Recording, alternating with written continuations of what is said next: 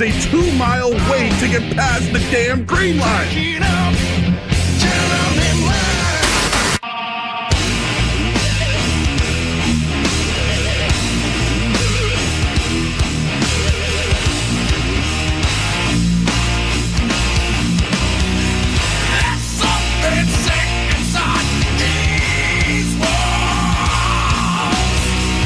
Tell anyone who gets scared by a bear in the neighborhood, call Joe Murray. I happen to trust Joe Murray. First time I ever met Joe Murray was at a hoop. All right, welcome in 98.5 The Sports Hub. I'm Joe Murray taking you for the rest of the night here on 98.5 The Sports Hub. Oh, what do you want to talk about tonight? Red Sox just about to get underway with the Nationals. They're streaking right now. They're off a sweep. They win last night. They're sending Connolly early to the mound. I do want to get into some Sox stuff coming up off the top, but we're still awaiting some news regarding the NBA and their tampering period. There were some moves that happened throughout the NBA, but we're still waiting on some moves when it comes to the Boston Celtics. I get that coming up in a little bit as well. Also, just to get into more World Cup stuff, we'll talk with Revs, one of the oldest, or should I say the longest tenured Revs player, or player in New England, I should say, all of New England sports. We're going to have a guest on later on today here on the show as well, and we'll do a ton of World Cup as they play tomorrow. There's some Bruins. There's just a lot going on today, and you can call in at 617-779-0985. We're also on YouTube as well. Just go to youtube.com, search 98.5 The Sports Up, and boom, we'll see you guys right there. And as I try to get on here, I'm not sure why it's not letting me, but I'm not going to have a crash out because, well, that's what Jaylen Brown has been doing lately, and we'll talk about him. Who he liked the Instagram post today, if anyone saw that. But let's get right into it. Again, you can call in 617-779-0985, and we will talk with Andrew Farrell, longest tenured athlete in Boston. The Red Sox have won 5 in a row. The starters are on fire. Ranger Suarez, 9 strikeouts last night. You saw what Sonny Gray did, pitching almost a no-hitter going into the 8th inning. You've seen Bennett pitch well. Peyton Tolley had a great weekend, and now it's Connolly early once again tonight. The starting pitching should be credited to Craig Breslow. As much as the team has dug themselves such a hole this year, the one constant that they have is their starting pitching. And as the schedule gets a little softer here, and we'll get into that shortly, this is the time for the Red Sox to start getting closer to 500. I don't know if it ever will happen this year, but if it's going to happen, it's going to happen in the next 12 games. They have 2 games tonight. Tomorrow's a day game. They're off. And then they go on a 9-game road trip against the Angels, White Sox, and Mets. They should be able to come out of all of those series with at least winning the series. But the starters have been on fire. Last 12 games, they're 6-1 with a 1.75 ERA, 83 strikeouts. The rotation is top 10 in the ERA in baseball. So they have that going for them, but they're also starting to get contributions from positions that they haven't at all this year. How about just the left side of their infield? Trevor Story's been out. He's working his way to come back. Marcelo Myers had the opportunity, but he gets placed on IR, and now you're playing a couple of different guys there. And tonight, somebody else will be there. We know that IKF got hurt, so they've had to bring up this kid Siegler, right? He's been pretty hot, and I'll get into him in a minute here. But when you look at tonight's, Chen's in there tonight. They are just getting contributions from positions that they haven't in a while. And you saw what Jarren Duran did playing in left field. But I wanted to bring up Caleb Durbin for a minute here. He had to sit down today with Will Middlebrooks. I was a part of it during Boston's Enter the Chat earlier today. But Caleb Durbin in his last 28 games, he's tied for 8th in baseball in F-WAR. He's 9th in slugging at .620, and he's crushing fastballs, which was one of his big issues. He's 22 for 54. He's batting .407 during that stretch. He has a .704 slugging percentage. He's hit 3 home runs, 5 doubles, and a triple. He was horrendous his first 48 games, especially against fastballs. 13 for 86. He slugged 209, had no home runs, no triples. Since seeing that hitting coach, he's turned it around. The Red Sox have turned it around. And right now, like I expect him to do things tonight. I expect him to stay hot. But he's been a big contribution, and I know that they were really hoping that he could be somewhat of a replacement for Alex Bregman. He was horrific, batting 160 for how long? Now he's batting 230, and it's only continuing to go up. But the contributions from Durbin have been huge, along with the starting pitching. But now they're starting to get good hitting from other places. And this kid, Anthony Siegler, for those that don't know, he's a former first-round pick. I believe he was drafted after Tristan Cassis. He was a catcher for the Yankees. Didn't really work out. He's transitioned into the infield, and this year the Red Sox have acquired him. And since he has been acquired and called up to the majors, he is batting 14 of his last 35. And the Red Sox have the lowest OPS in the American League at both second base and at shortstop. They got Romy Gonzalez back, although he didn't play last night. But watching Chen, Siegler, who's leading off, and Romy, they got to get more from that position. And I would say that Trevor Story is working hard to get back. And I'm sure if he's back, he's going to play. And I don't know what that means for Marcelo Meyer. But when I think of Marcelo Meyer, when I think of Roman Anthony and Brian Bayo, for that matter, I'm just going to throw him in there because it fits my argument. Since they've been gone, they've been better. And I want to see what this team can do with guys who fight hard and give you more production than the guys that might have long-term deals or were former first-round picks. But there's no reason why Brian Bayo should come back to this rotation the way that they're pitching right now. Listen, I think the third wild card is fool's gold. But they have been playing really well. And the competition is getting easier. And the schedule is getting softer. I saw this today. The Red Sox postseason probability is right now 19.9%. If you had a 20% chance to make the playoffs, do you think they should be buyers or sellers? What should the Red Sox do right now? I'm still high on moving on from Sonny Gray and Aroldis Chapman. I think you should ask for every dime for Sonny Gray. This is what you do, right? This is what happens. This is the name of the game. An all-star pitcher, potential Cy Young Award winner with short money because of the trade that you have with an option should net you a huge return. And I do want to mention that two of the off-season acquisitions that the Red Sox had this year from Greg Breslow, Wilson Contreras and Caleb Durbin, both right-handed hitters. This team is in need of right-handed hitting.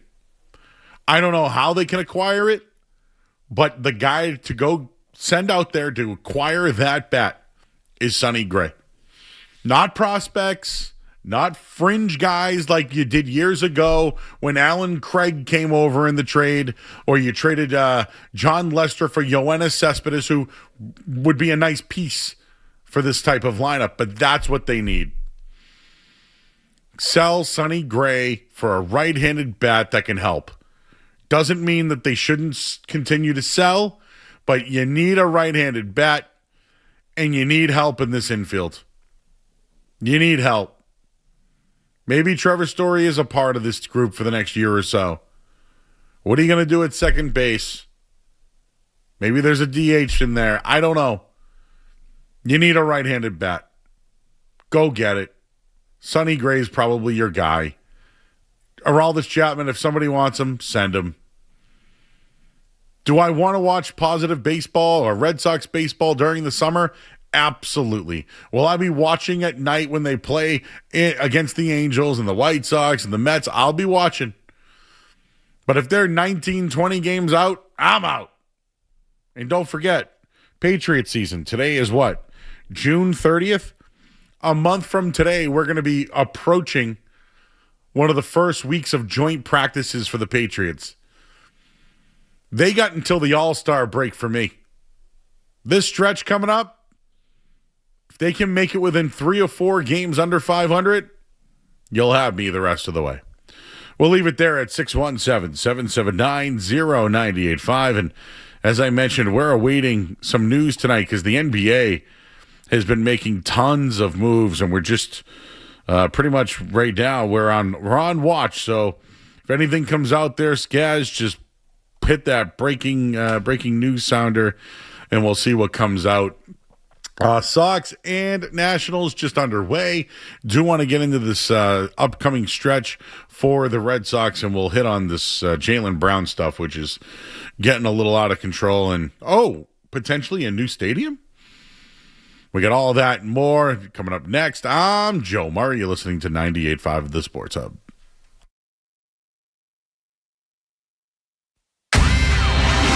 Don't go anywhere. There's more Joe Murray. On the way on 98.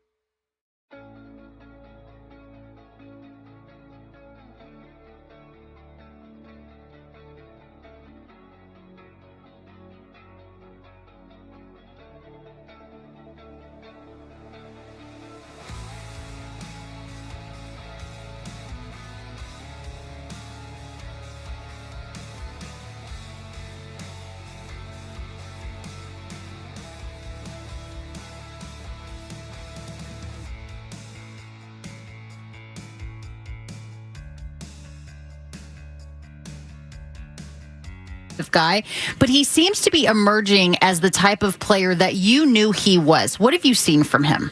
Sure. There was a ton of confidence and belief in who Caleb is as a person and what he's capable of doing as a player. We saw it last year. This is a guy who was third in NL Rookie of the Year voting, and he struggled out of the gates.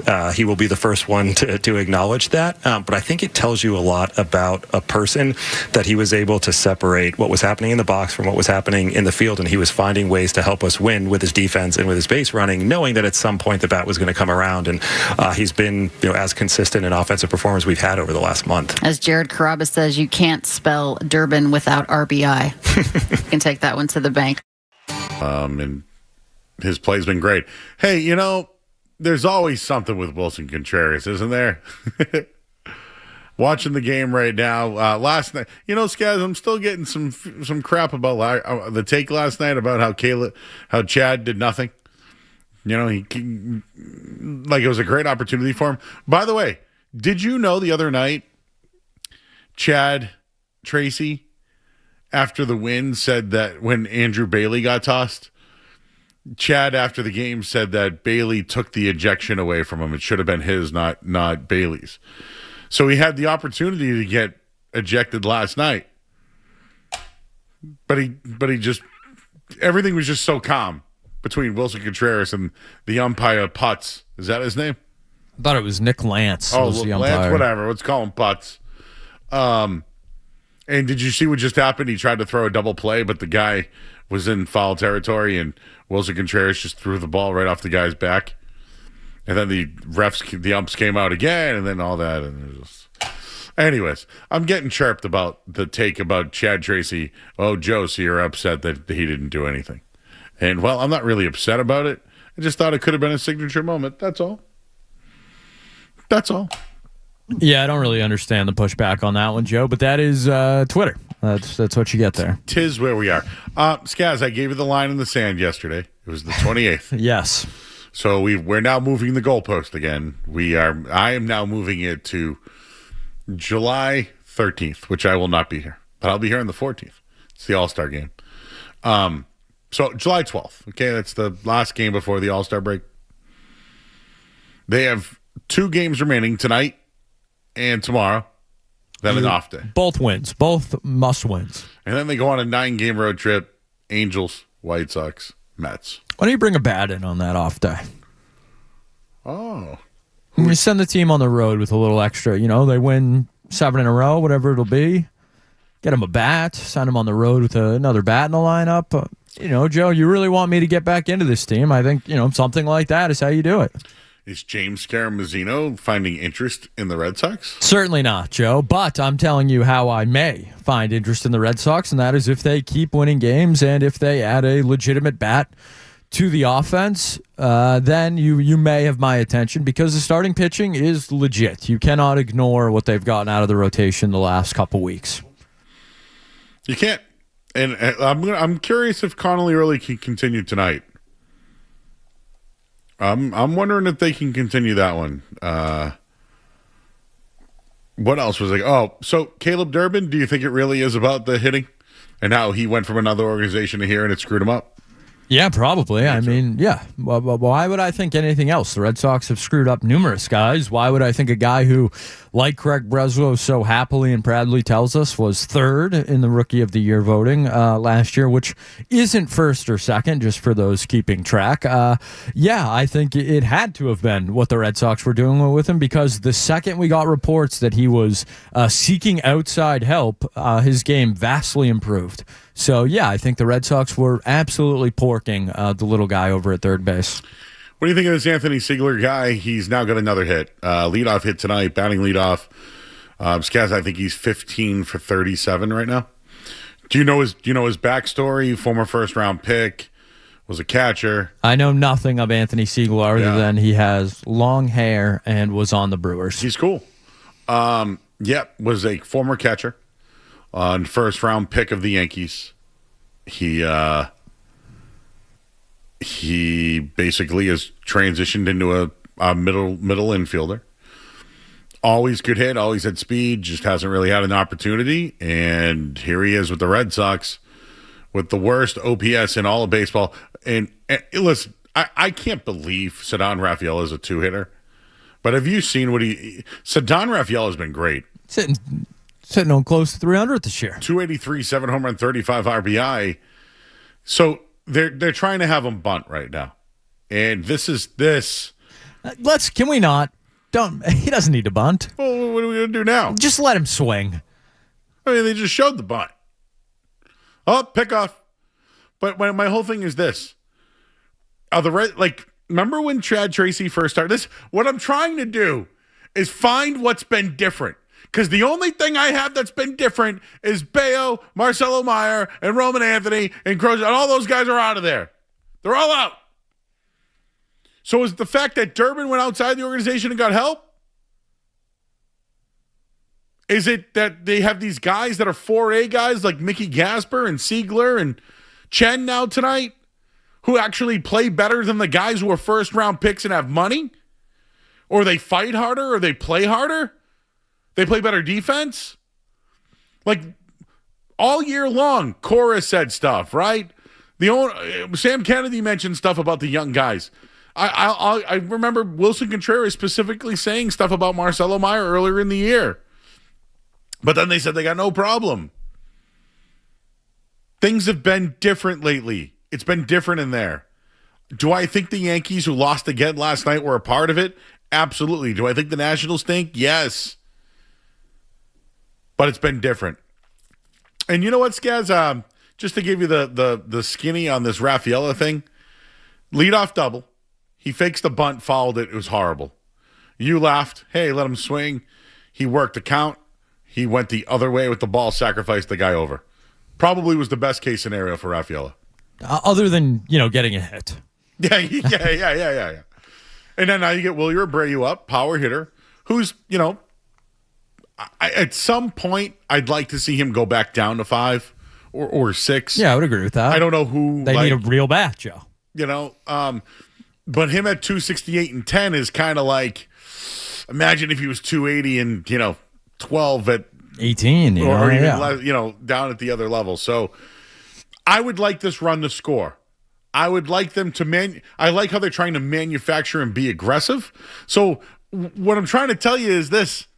What has changed? I think it's people in the locker room. But is their style to be aggressive? Is it people in the locker room, Joe, or is it the people that aren't in the locker room? Well, isn't that what IKF said? A lot of people at home? A lot of people there? No Marcelo Meyer? Well, that's where I'm going with it. No Roman I think Anthony? it's those guys. That no Alex Cora? Cora, too. Well, they might bring him back, Joe. I don't know if you saw that. Can you believe that crap? I have to believe that is, and no one is more tapped in than Jared Carrabis, which makes the report scary, but why? Why would you want him back? Tom Caron was at the game with him last week, too. Face of Nesson. Who I think's on vacation. We don't have any audio in here, but I've been told that the Nesson broadcast is in Spanish. I've heard it's really bad. Okay. Well, I have let the people know at Nesson. I have heard nothing. So, but we don't have it on in our studio. But again, people are yelling at me because of the game. I'm working my job. I'm the guy who's doing his job. Don't call me about their technical issues. I am here working. I am here. Oh, Wilson Contreras, we love you. 1-0 Red Sox. Hard hit ball. That should be a hit, don't you think? Or is it going to be an error? No, it's Fenway. They're going to get Fenway. Yeah, come on. The friendly confines, Joe. He smoked that ball. Oh, that should have been That's an E. That's an E. If we were down on the playground, that's an error. Watch him give him an RBI. Anyways. Anthony Siegler, Joe, from Fort Defiance, Arizona. He is the second Navajo player ever in the MLB after Jacoby Ellsbury. Wow. So they do look. I think he's wearing Ellsbury's old 46. There's my quick diagnosis on Anthony Siegler. Dude, Wilson Contreras just stole second base. You think that's like a shot at the other catcher? Like that's got to be like, Salvi Perez is taking second on you. Like that's got to hurt a little bit. I guess what I'm trying to been saying for this last 10 minutes is, are they doing something different with their scheme? Like tonight, they look aggressive, don't they? They don't completely suck, Joe, and we'll take it. The bar was so low that, Joe, it's not the worst baseball I've ever seen in my life, which is an improvement. Like if you're doing analytics, right? No. They love that. Having a runner on second with 2 outs and Duran at the plate is good, wouldn't you say? Like they look at that as favorable. Sure. So like tonight they have this lineup that's a little odd. I like this dude. I think I'm in on this Siegler guy. I mean, they've hit on guys like this before, right? Well, Narvaez was one, right? Former catcher. Well, still a catcher, but. Anyways, all right. Enough of this.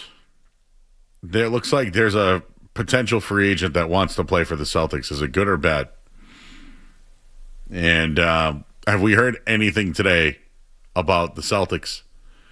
And even though tampering has already begun, does it feel like Brad Stevens has lost the offseason?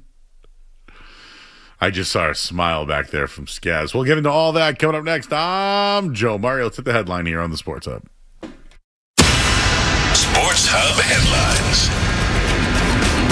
All right, Red Sox 1-0 lead right now over Washington. End of the first inning. It was Wilson.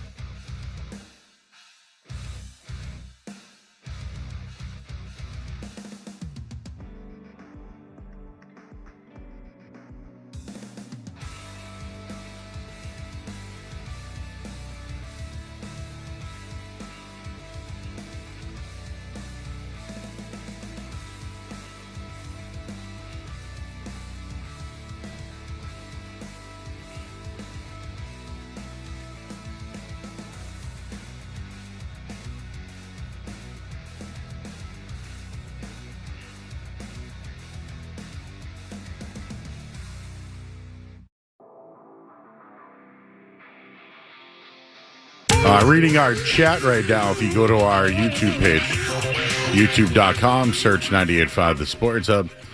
Let's go, Sogs. Hey, Joe, what's up, Skaz? People are writing. Someone asked, if you put a bigger bed in your bedroom, do you get more bedroom or less bedroom? I would say less bedroom. It's kind of a good question. Joe, love your shirt. Yes, today was Hawaiian Shirt Tuesday. Aloha.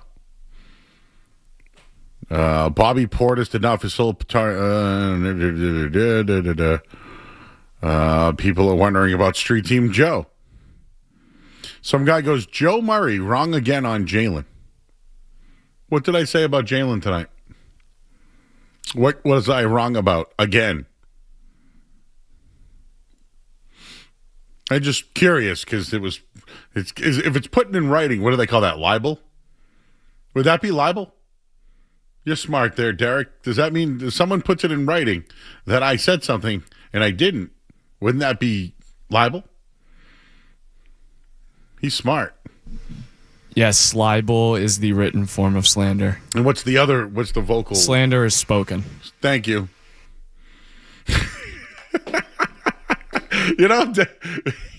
We should probably use Derek for like spelling. Our legal expert. Yeah.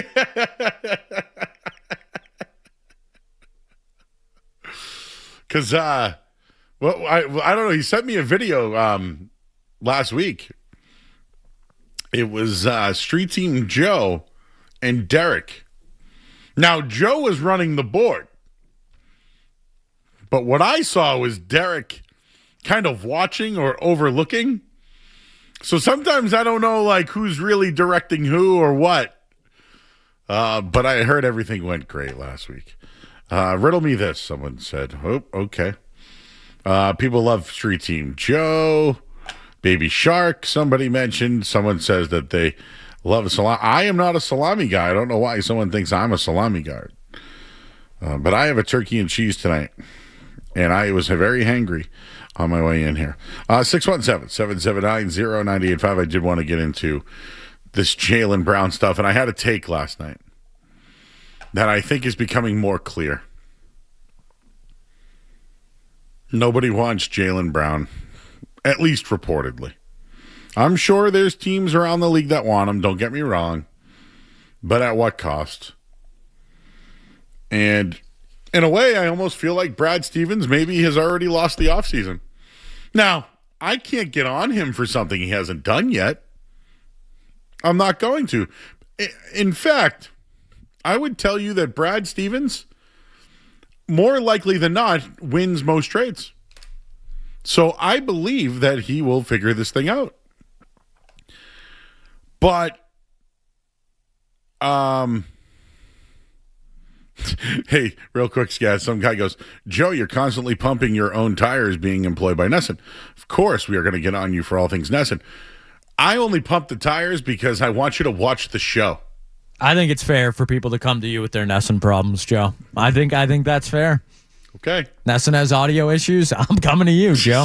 I mean, did you not see our guy Jake Seymour? He was blowing us up earlier. Do you think it's fair that that because I'm there or because I pump the show?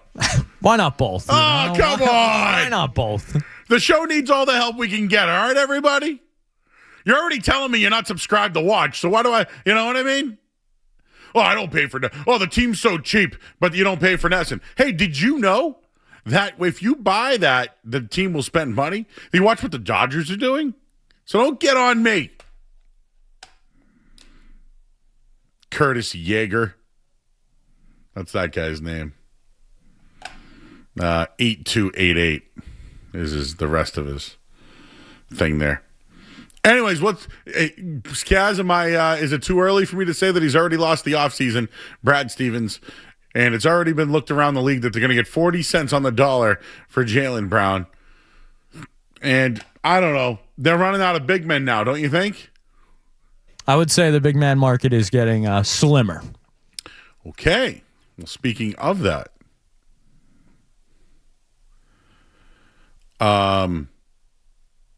Jalen Duren wants to play for the Celtics. That's a Is that true though?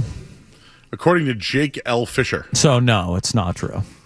Really? I thought he was pretty credible, no? Not from what I've heard, Joe, but What do I know anymore? What do you know anymore? Like, what do we know? If it's Shams or Woj or Adam Himmelsbach, that's it? pretty much, yeah. Jake Fisher, from my understanding, Jalen Duren does have interest in going to Boston if those talks can happen. Mentions the longer the Jaylen Brown saga strings out, the chances of those conversations happening could increase. So, according to Jake Fisher, Jalen Duren reportedly wants to play for the Celtics. Why? I mean, Jalen Duren would sign that max contract, but it's going to be nowhere near what. I mean, would you rather have Mobley or Duren? Duren. Me too. He's younger. Yeah. I just like Duren. I told you I'd trade if I had to, because now I don't want to trade Jalen, but if I had to, would I do it for Chet? I would. But I think Jalen Duren had that kind of playoff too, wouldn't you say? He had a bad playoff, I would say.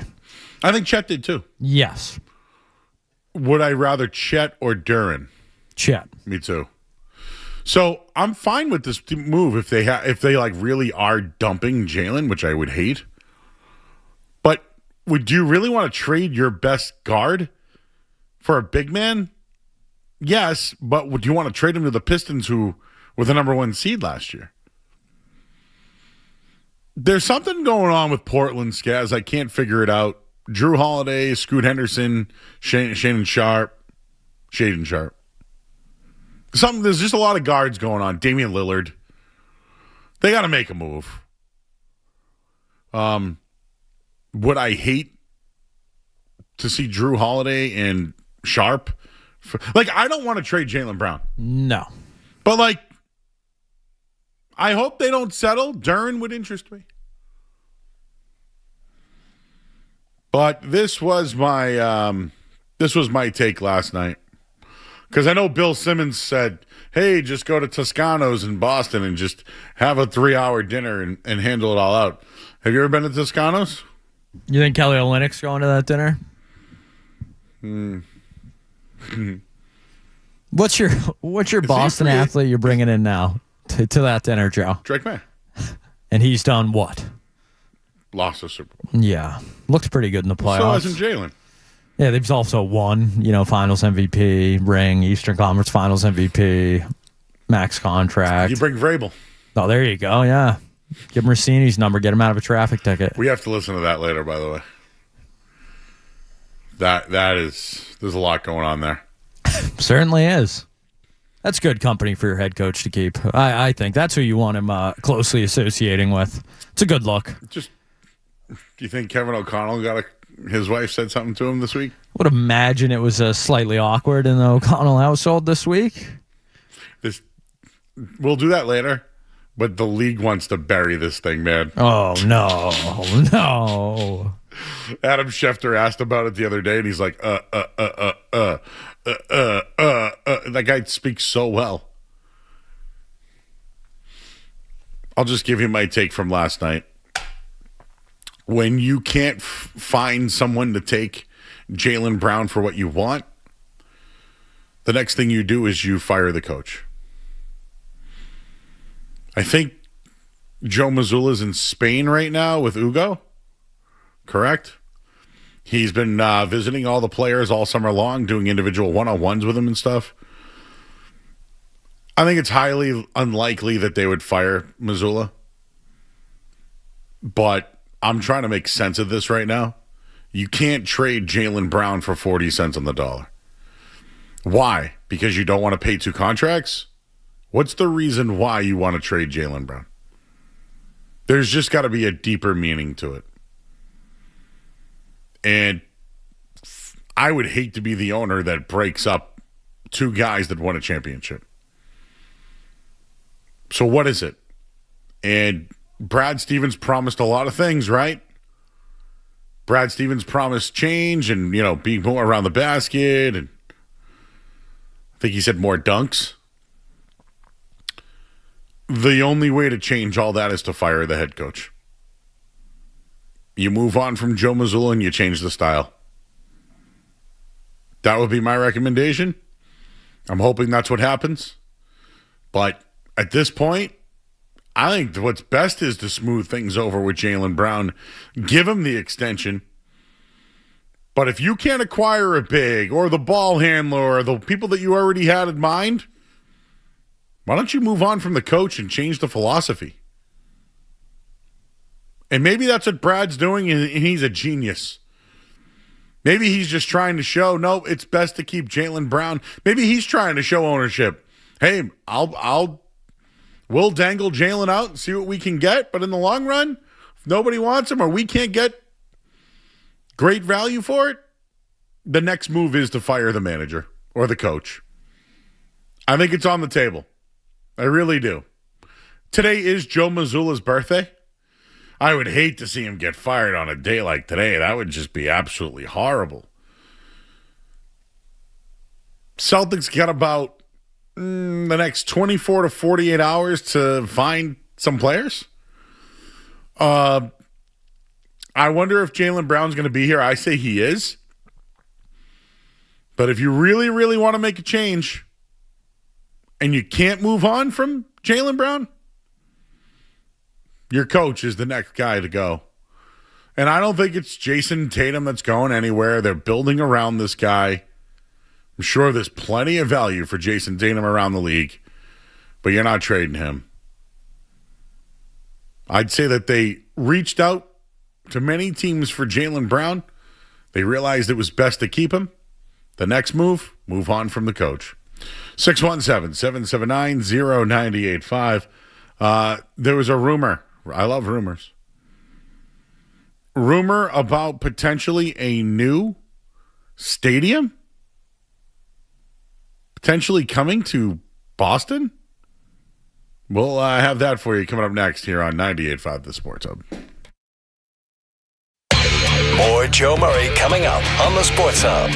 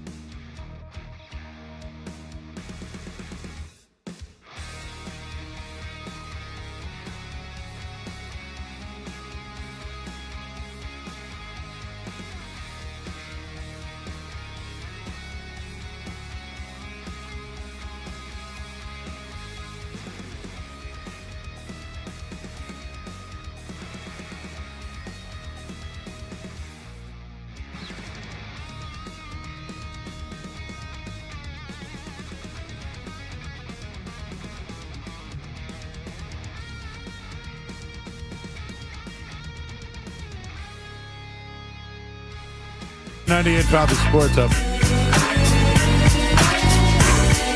You know, I'm waiting for Brad Stevens to do something. Remember when he traded Kemba Walker right away? He was like, I'm out on this guy. See ya.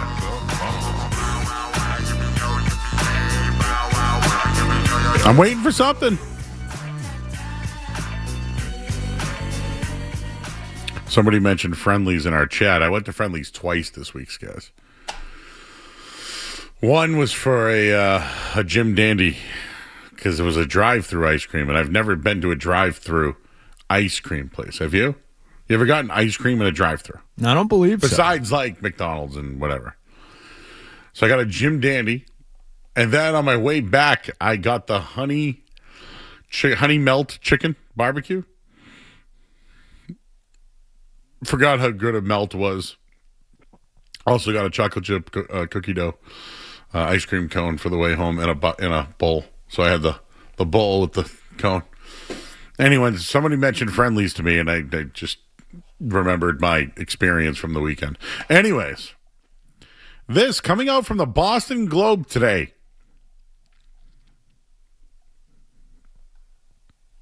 Long pause there. The Red Sox? The Celtics have a power play, which indicates that the Celtics could be exploring the possibility of building a new arena near South Station. Where the hell can you build that? What do you just keep building up at South Station? Is that what it is? Seems like a small, cheap project. Well, that ain't okay. Are there parking garages over there? The Seaport would be a spectacular area for a venue. How much a venue usually costs, Joe? Well, in downtown Boston.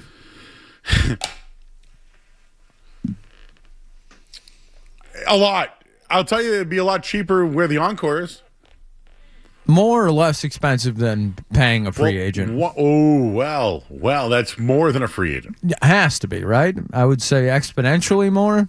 Yeah. All right. The idea, now, remember, they have a lease with the Bruins. That they do. I believe it ends in 2036. So could there be like some sort of 10-year plan that from now going forward, they're going to try to find a spot and then build it? Like, how long would it take to build that thing? 4 or 5 years? Depends who gets the job, Joe. I know exactly. I remember the Big Dig. Remember some guy last night? Oh, boy. I mean, the Big Dig's still being dug. A lot of people with thoughts on the Big Dig after last night. I mean, there needs to be a 30 for 30 on the Big Dig. They signed you were correct, Joe, 15-year lease extension in 2021 with Delaware North. So, for those that don't know, all the basically the Bruins make all the money, or the Jacobs and Delaware North make all the money. I believe they make all the money off the concessions too, and they own the Garden. So the Celtics lease the Garden to play their games. They pay the Bruins. In this case, they'd have their own arena where they could make their own money. Potential sites, Joe, South Boston, the former Gillette Shaving headquarters, sites near the convention center have been discussed. Widdette Circle, a 24-acre tract in South Boston near I-93. Okay, yeah, and there is room over there. And then they have Everett and Suffolk Downs also. So Suffolk Downs, the only problem is how the hell are you going to get in and out of there? It's literally like an inch. Have you been to this, guys? I know you've gone to the airport. Remember, you've. I have. You know the airport area very well. Unfortunately, I do. Well, there's really only a couple of ways in where Suffolk Downs is. You could be coming from the North Shore, and you could come from like Winthrop, Revere, Lynn, any of those North Shore towns from Route 60 or Bell Circle or, whatever that is over there, 99, all that stuff. But the only other way to get there is through 1A to one of those tunnels. That would be horrendous. Out. Very out. But isn't it funny that today we're hearing about that? And just some sort of business section of the of the globe today. Wonder what the play is with all that. Anyways, all right, let's hit the break. We're going to talk some footy coming up in a bit. Oh, and I got to give the Bally's pick of the night. What happened with Sweden? I thought they were going to beat France. What happened there? Huh? All this talk about Sweden and Sweden and Sweden. I don't know if anyone's beaten France, Joe. Me either. All these people that were like, France was going to go down. Blah, blah.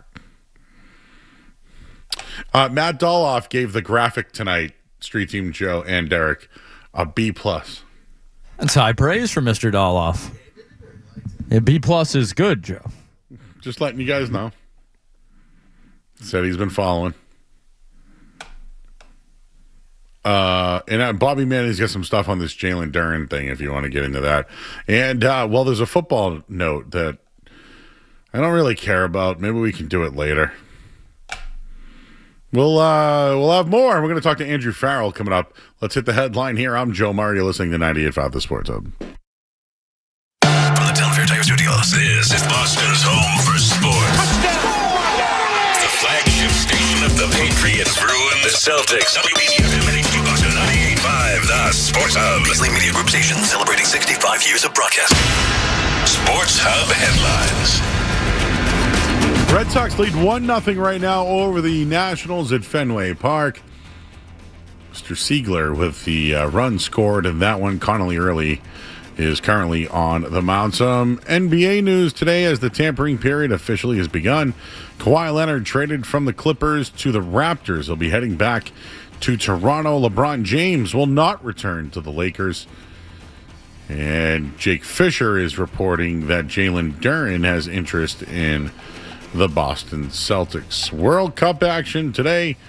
3-0 France over Sweden. Norway with a 2-1 win over Ivory Coast. And Mexico, Ecuador. Now that one begins at 9 o'clock tonight. Headlines, they are brought to you by Super Service Today. They're currently hiring plumbers, HVAC techs, drain cleaning techs for their growing Danvers shop. They got top pay, medical, dental, vision, paid vacation, and holidays. Apply now at superservicetoday.com/careers. I'm Joe Murray. The Sports Hub. 3 legendary franchises on one.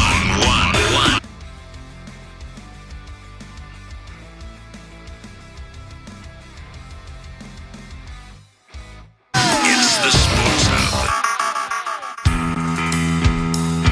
Before we get into some things here, Street Team Joe told me that he bought some TikTok equipment today.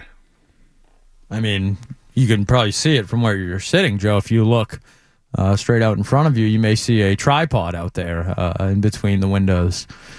Street Team Joe hard at work. He is a ring light now. Some microphones. I think Aurora has really rattled his cage a little bit. You know, the interns are. You know, we got some good interns this time around, Joe. Well, they're motivated. I'm glad to know that the interns are motivated.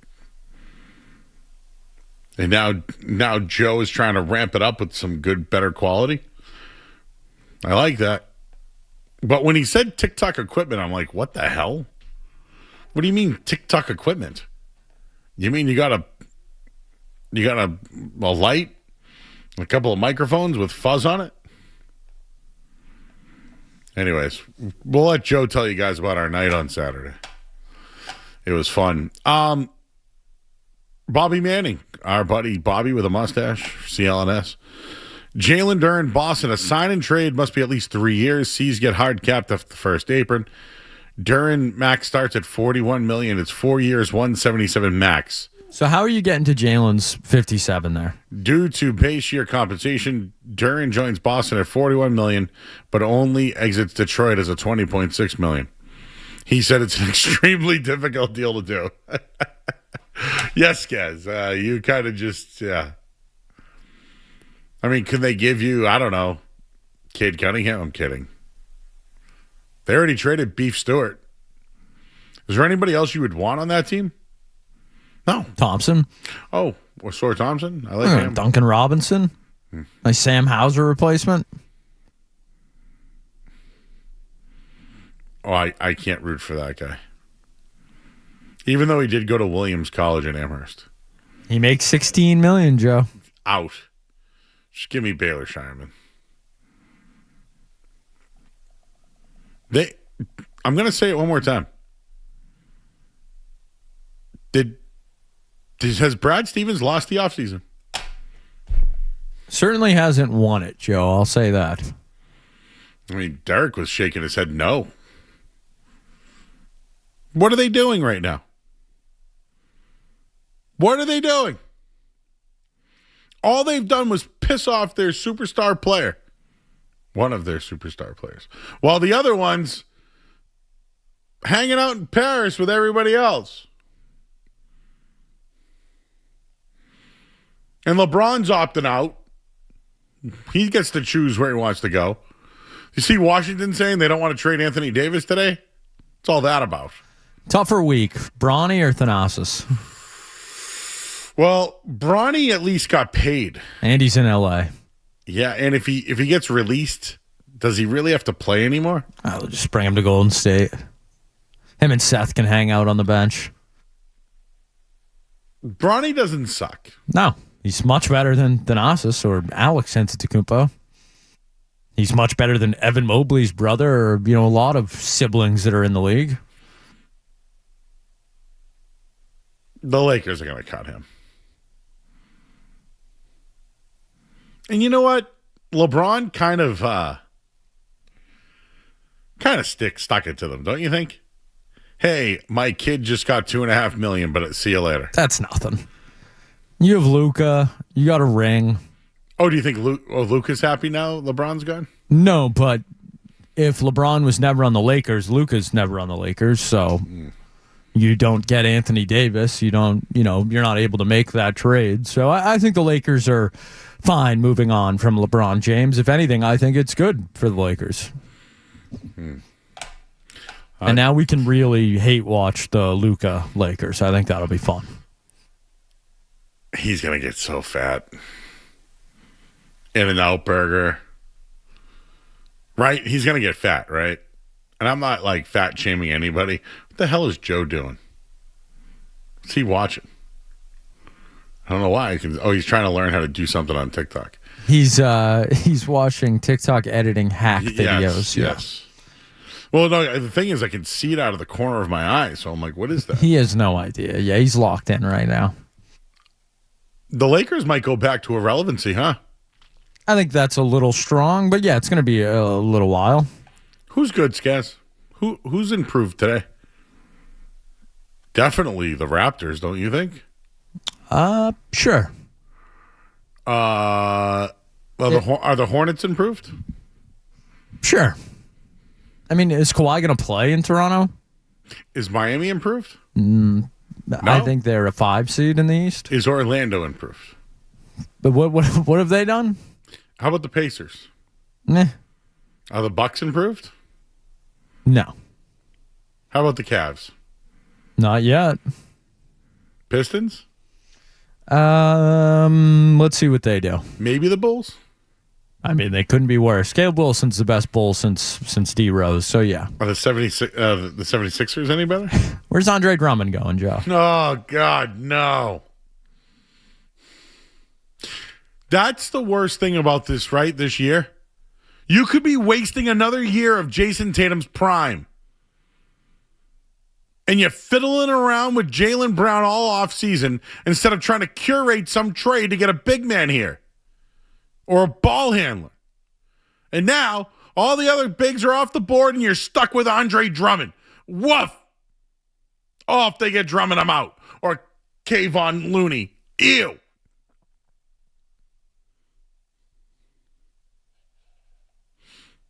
Not happy right now. And I'm blaming Brad, but it's this new ownership group.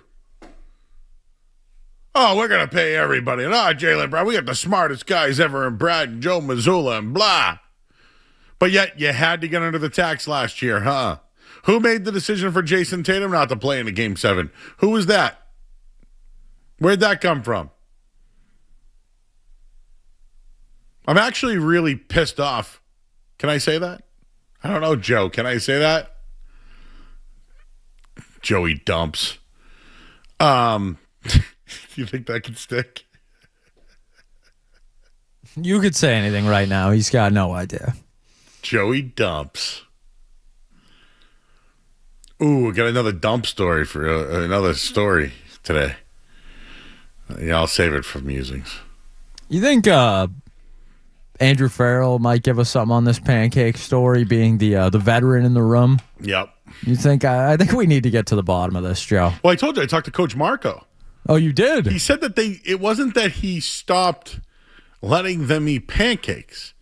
It's just that they shouldn't eat so many before practice. They were abusing the pancakes. Did we ever get an update on this last week? I don't believe so. Was Street Team Joe and Derek here for this? Peyton Miller? Did he talk the about original 9 pancake kid? Did he talk about the pancakes? Well, what happened? What was the story? See, they don't even... They were a busy night for them, you know. Street Team Joe swearing on the air. So Joe not only has dumped himself, but he calls in and gets dumped too. Joey dumps. Would you rather Street Team Joe or Joey dumps? Street Team Joe. I heard that was real quick.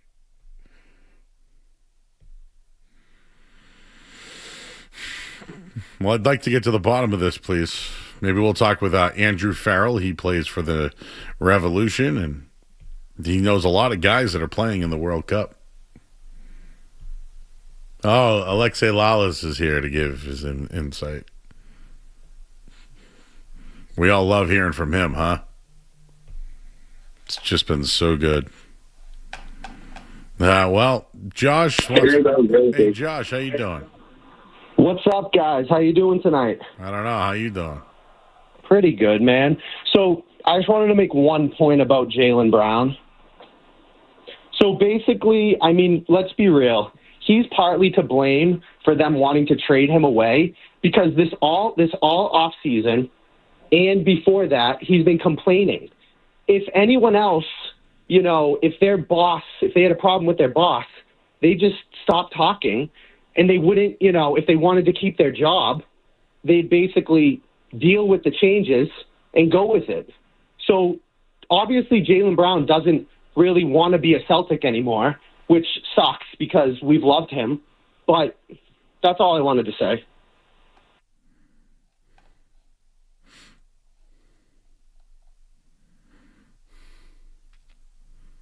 That was the worst call we've gotten in a long time. Yeah, the Big Dig call was pretty bad last night. At least he tried to make sense. Like Jaylen Brown is traded, what percentage of it is Jaylen Brown's fault? 0. That guy, you know what? That last caller, he sucks. Put him on the do not call list. He's just a blabbermouth and all this talking. And when you, oh yeah, dude, you mean to tell me? You know what, buddy? I got a message for you in Cohasset, South Shore Town. You mean to tell me when you're upset at work, you just shut your mouth and do nothing? Where do you work, buddy? Have you ever had a job in your life? Yeah. Yeah. Hey, Skaz, when you go to work and you're unhappy and you don't like what's going on, you just got to keep your mouth shut. I'm not a habitual line stepper at all, Joe. You got to keep your mouth shut. If you want the job, you got to keep it shut. Who the hell is that guy? Has he ever worked a day in his life? I'm serious. I'm being serious. I bet you that South Shore kid has never worked a day in his life. Cohasset. Jaylen Brown. This is what I think about Jaylen, and he just blah blah blah blah blah. And now he should be so good while he wants a job. He needs to keep his mouth shut. Shut up. There's so many stupid people when they talk about Jaylen Brown right now. It really is starting to really, really, really piss me off. They are literally trying to float this guy out there who's done nothing but good things for the town. I bet you were cheering for him at the Southie Parade, you jerk. But he's a blabbermouth. He wants the job. He's got to keep it quiet. You've never worked a day in your life. Never. Anyways, we're going to talk to Andrew Farrell, the Revs, coming up next here on 98.5 The Sports Hub. Don't go anywhere. There's more Joe Murray. On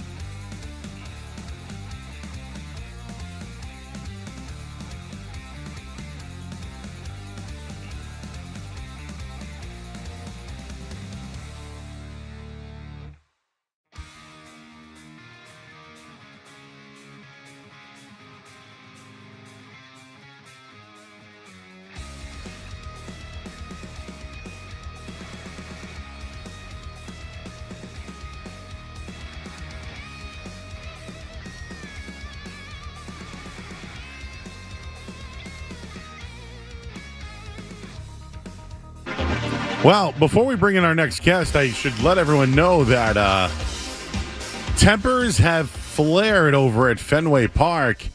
Wilson Contreras was at the plate, was thrown at, and the benches cleared. And, well, there was kind of a brawl, but benches have cleared. The umpires are trying to figure it out.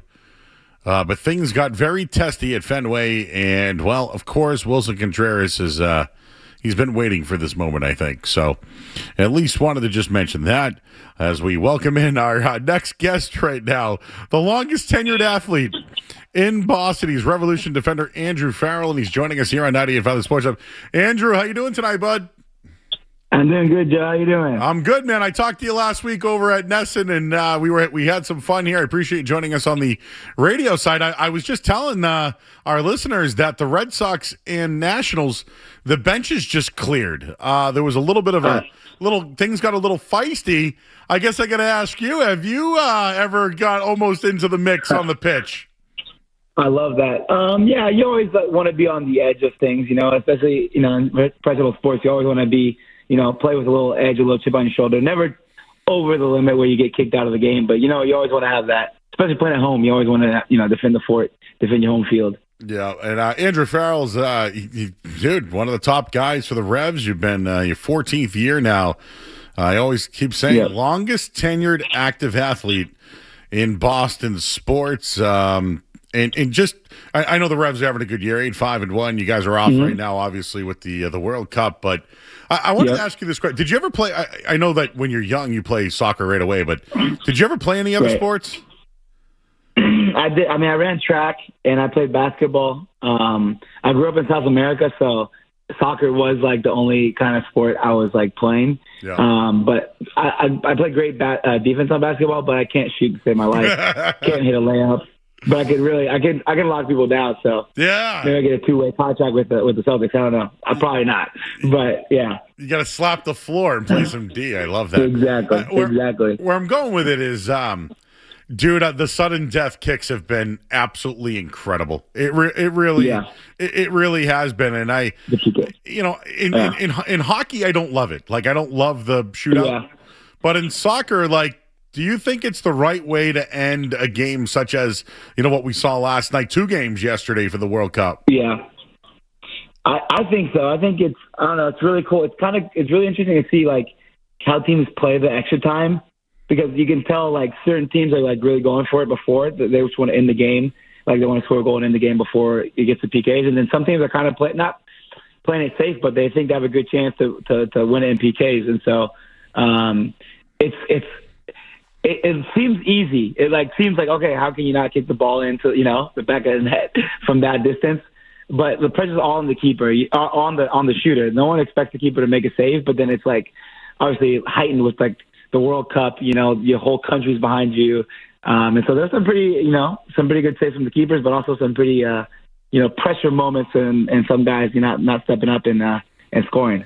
All right, I'm not calling anybody out, but have you ever seen guys not want to take on the shot? Like, I felt like I saw that maybe last night. Have you ever seen that before?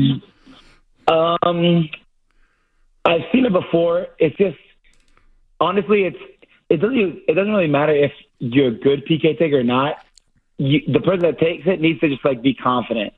And so if you're not confident, you're most likely going to miss it. So, but I have seen. I mean, I've been around and been on, like, guys just don't feel confident in taking it, and so it's not put them on the spot and take some. But most of our teams, I mean, I think everybody on our team wants to take one, so that's good for the rest. Yeah, I don't think, and trust me, man, we don't think you're calling out any of your teammates or any of that, but no. but this is world class play, right? Like, this is right.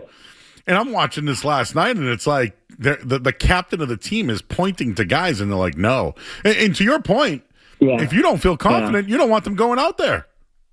No, exactly. But it was surprising to see, because some of the guys that said no or seemed to say no are have taken some before, taken some big PK for the club. And the guy I think that ended up, for Germany at least, Todd, the center back who missed it, he hadn't taken one ever in his international career. So it was I don't know. It was interesting to see that. And I know it's like all over the place now. I see on social media that people are like, "Oh, I can't believe they're not taking it." But yeah, it happens. All right, we're talking with Andrew Farrell, Revs defender. They're taking some time off. They're back in action July 22nd. I feel like it's been forever, right? Doesn't it feel like the last? Are you still staying in shape? What are you doing with the time off? Yeah, we're back in training. Yeah, we had a couple weeks off right after our last game in Charlotte, and it was nice to get away. Just rest the body. I think some guys went back home. Some guys went to Europe. Get away for a little bit. But then we've been back for almost 2 weeks now. And it's been good. I mean, the heat, man. This heat this week is picking up. So it's been intense, but trainings have been good. Marco and their staff have done a good job of getting us prepped and ready. And first game back is July 22nd, and then we play the 25th, so Wednesday, Saturday of that week. So excited to get back. But it's also been fun to have the World Cup going on, and Boston being a host city, and just seeing it on TV. It's been fun to see the passion that people have for the game, and then obviously picking up new fans here and there, which we love. Absolutely, man. And I really hope it resonates, man. Yes, it's here in the area, but and I know that the season will change next year and might help too, right? Now with Apple TV and being able to watch and everything like that, I really hope it helps things out for you guys. I just wanted to ask you a couple of questions. Obviously, your teammate is Matt Turner. And a former teammate of yours is playing against the U.S. How do I say his last name? Esmir, how do I say that? Esmir Baratarovic. Okay, Baratarovic. I don't know if I got that right, but Esmir Baratarovic. Tell us about Esmir, and obviously playing with Matt Turner, and excited to see both those guys go up against each other. Yeah, it's going to be a fun matchup. I think USA should be favored. They've been playing really well, but Esmir is a player. He played here. He came up through the academy and kind of played with the first team for a couple of years, and then got sold to Europe. He's such a really good player, really confident, supremely confident. Even at a young age, was he could do things on the field that other guys really can't. You can't teach it, and so it's really cool to see him doing so well at the club level overseas, but also for his national. He's the one who scored the game-winning PK to beat Italy to send his team to the nation to the World Cup. So he's one of those guys that you want taking PKs. As one of the younger players on the team, it's really impressive to see. But he's such a good player, and the matchup's going to be great. So I'm excited to watch that game. I'm pretty sure it's tomorrow night, right? It's tonight or tomorrow night. But yeah, exactly. All right. Well, now that I got you here, we were watching some of the games. France 3-0 today. Mbappe just doing whatever he wants. Holland, all right, scores today for Norway. Later on tonight, Mexico and Ecuador. You got any thoughts on that one? It's going to be a good one because I got a couple of teammates from Ecuador who are rooting for Ecuador, but there's been a little bit of drama with I don't know if you've seen the videos of because Ecuador is playing in Mexico against Mexico, and so usually the fans there are pretty wild, and they sit outside the hotels and honk their horns, do fireworks, and try to keep them up. So there's a little bit of drama with that, and it's going to be a spicy environment. But I think I'm going to take Ecuador in that game. I think they're going to win 2-1. And it should be a good game though. Should be really chippy. It was funny. Yeah, Skaz, the guy you called when you called in. Yeah, he goes, the Mexican fans have brought drums, fireworks, car horns to the team hotel. I wonder if they're going to. Hey, you ever been in a situation where someone pulled the fire alarm on you? We when we played in Champions League, CONCACAF Champions League, when we played out in Costa Rica and Mexico. That happens. A lot of MLS teams when they go play down there for big games, that happens. So I've heard of it, and it's happened to us as well. That's you gotta love the fans, though. I know it's fandom, right? Yeah. They love their exactly, team. Yeah. Maybe we exactly. Maybe we can get some people to get up on that lighthouse someday and flash the other. Just have 100%. The lights going beforehand. Exactly. So, dude, who's your favorite player, man? I can tell you that Mbappe and Holland and Messi are the three guys. Am I missing any? Right. Who are these other guys that you're watching? Ooh, I like. I'm trying to think of who I look like. I mean, my favorite player of all time is actually commentating on the games. Thierry Henry. That's my favorite player of all time. Who do I like? I mean, I'm a big Messi fan. I just playing against him in the league, and then watching him and him still doing it at his age is so impressive. And I remember people saying oh, he comes to MLS and he's kind of taking it easy, but he's look at him what he's doing now. He's his numbers are better than they were before he came to that he came to MLS. So For me, Messi is my favorite player. But I'm trying to think. I mean, I like Pulisic. I think he's like done really well. He's such an important player for the U.S. And I mean, obviously Mbappe. I like Ousmane Dembele, who also plays for France. Yep. And Michael Olise. Those two guys on France are. But if the French don't win, it's because I'm not going to win. Hopefully, no one gets injured, but they should win it. The whole thing. They had so many chances today too. I know they had 3 goals, but it could have been. Yeah. Could have been a lot more. Could have been way more. So I think this is the best I've ever seen Team USA, and I'm 44, so they look incredible. And I had a chance to talk to Coach Marco last week, and he kept saying we. I'm like, hey man, what are you playing for him? But I guess he had a lot to do with a lot of the guys that were coming up, and a big part of the development of the new Team USA. And I wanted to get your thoughts on Coach Marco, and just your thoughts on what you've seen from Team USA so far. Yeah, I mean, speaking on Marco, he's come in and set the standard of what he wants. He's made it very clear from the start, and I think that's been really important for the older guys on the team, like myself, and the younger guys. I think he sets a standard, but also like lives by that standard.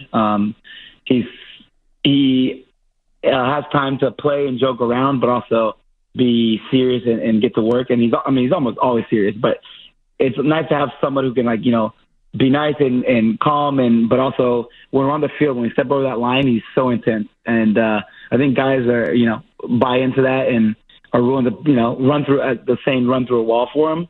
Him and his staff have done such a great job at building this team and getting us to play at a level that they're playing at right now.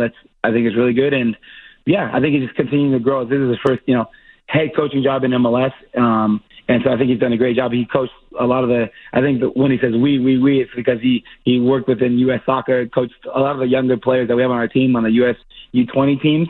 And he just has that passion about the game and wanting to learn and wanting to teach and wanting to win, most importantly. So he's been great. And then, U.S. soccer, they're doing great. I think the group stage was, pretty easy, not pretty easy for them, but I think they played the best I've seen in a long, long time. And I see why we shouldn't make it further in this tournament. I think this group has something special. I think anything can happen in these knockout rounds. I think this next game we should be favored, and then the winner of that, I don't know who. I think it might be Belgium, possibly, and that could be a good matchup for us. But we'll see. Andrew, you mentioned Coach Marco there in the Revs, but you're doing a little bit of coaching now too in the Revolution Academy. What's that been like, kind of getting into that? And have you leaned on Coach Marco at all with your new role over the last couple of years? Yeah, it's been great. Marco's been really grateful or graceful, or he's been really kind in time and letting me ask questions and things like that about coaching. That's something I really want to do in the future, probably in the near future here. But it's been a really cool experience. Kurt Arnalfo and Christine, the front office there, Brian Below, have allowed me to be able to start that development as a coach. And it's been fun. I mean, our academy, Esmer is a guy that came through our academy. We have so many guys that have come through, like Peyton Miller's another guy that's come through our academy. We have so much talent in this area, but then also that we recruit and that play on our team. It's fun to work with those guys. And now it's funny because a lot of the guys that I've coached within the last couple of years are now within the first team, the second team, and I get to see their development even further. But it's something that I love to do. And again, the youth and the talent that we have on our team is unbelievable. Wait, do you ever think about what's next for you? Or you're still going strong, but do you think about retiring? What do you think was next for you? Yeah, I think it's probably, I'm definitely close to the end of my career than I am to the beginning. That's for sure. But I think, I definitely want to coach. I really enjoy working with the academy and obviously the first team as well, but I like seeing the growth of players and seeing the potential and helping them maximize that on and off the field, And I think being at the club for so long, I think I have that connection with the younger players who are coming up and, teaching them how they can get to that next level and what are the things they can and they should be doing and what are things that they shouldn't be doing to be able to reach their goals and dreams to play for the club for New England, but then also, beyond that and play for the national teams and play maybe overseas or play in a different country. So I think that's something I really am looking forward to. Hopefully have the opportunity with the club. And yeah. All right, Andrew. Before I let you go, I've been we're the flagship, so we have all the Revs games on the radio here, and I've talked to every one of your teammates. Okay, yeah. So there's no secrets here. Okay, I even asked Coach Marco about Pancake Gate, is what I've been calling it. Oh gosh. See, you already know. So Peyton Miller. We started asking everybody what they eat before the game, right? And I think the best way to talk to you guys is to learn about your backgrounds, right? Like I want to root for the guys. Yeah, they may not follow every game, but hey, Peyton Miller 18, you know what I mean? Yeah. Like I like to get to know you guys. So he told us he eats 9 pancakes before the game. So I started asking some other guys, and then Ethan Kohler last week when I asked him about the pancakes, he was like, "Oh, I can't talk about that." I asked Coach Marco about it, and he said, "No, they can have pancakes. They just can't eat too much." So what's the deal with the pancakes? It was like one of the game days. Apparently, I didn't make the game day roster for this, but someone apparently had a lot of pancakes on like the game day breakfast, and so someone had a lot of pancakes, and then like I don't know who on the staff like took the pancakes away, so no one else got them. I'm pretty sure that's what the story was. Okay. And so from then on out, like most game day meals at hotels, there weren't pancakes. But like sometimes they forget to like sometimes someone on the staff forgets to like take them away, and so you got to get there early to get them. And so it's a whole thing. So I think it's kind of funny. I think it's an assistant coach who's doing it. By the way. No. Oh yeah. I think it's not like the first. It's like I think it's like either one of the strength and conditioning coaches or the medical staff that is doing it. Yeah. It's Peyton Miller. Come on now. You know who it was. Well, it might be Peyton take all the pancakes. You know what's funny was when we asked Ethan Kohler, I thought we got you guys in trouble for talking about it. No, but either no. I think it should be okay. If not, I'll take the fall for it. It's okay. Yeah. Do you guys have a captain? Like, are you the captain? Like, who is the captain? Carlos is a captain. Oh yeah, Carlos is a captain, but like it depends on if he doesn't play. It's usually like one of the older guys. It depends, kind of. It's like but Carlos is our captain. Yeah. But I have been the captain certain games when I play and Carlos isn't playing. Yeah. Or Polster, Turner. I think I'm trying to think of like longer term guys. You're the longest tenured guy. Yeah. You're the guy there. Yeah. But we had to get to the bottom of that pancake. Yeah, and for some reason we thought we like kind of maybe kind of embellished it a little bit. Yeah. So. Yeah. No. Well, that's good, man. It's yeah. So what do you got going on? Are you doing any of these watch parties? Are you going to watch the game tomorrow night? We actually have a game. We're playing a scrimmage in DC on Thursday, so we fly out tomorrow after practice. So I'll probably watch the game in the hotel with some of the guys. But I've been to the Fan Fest down in Boston. I've gone to one in Franklin out here in the burbs. I've gone to one in Chelsea.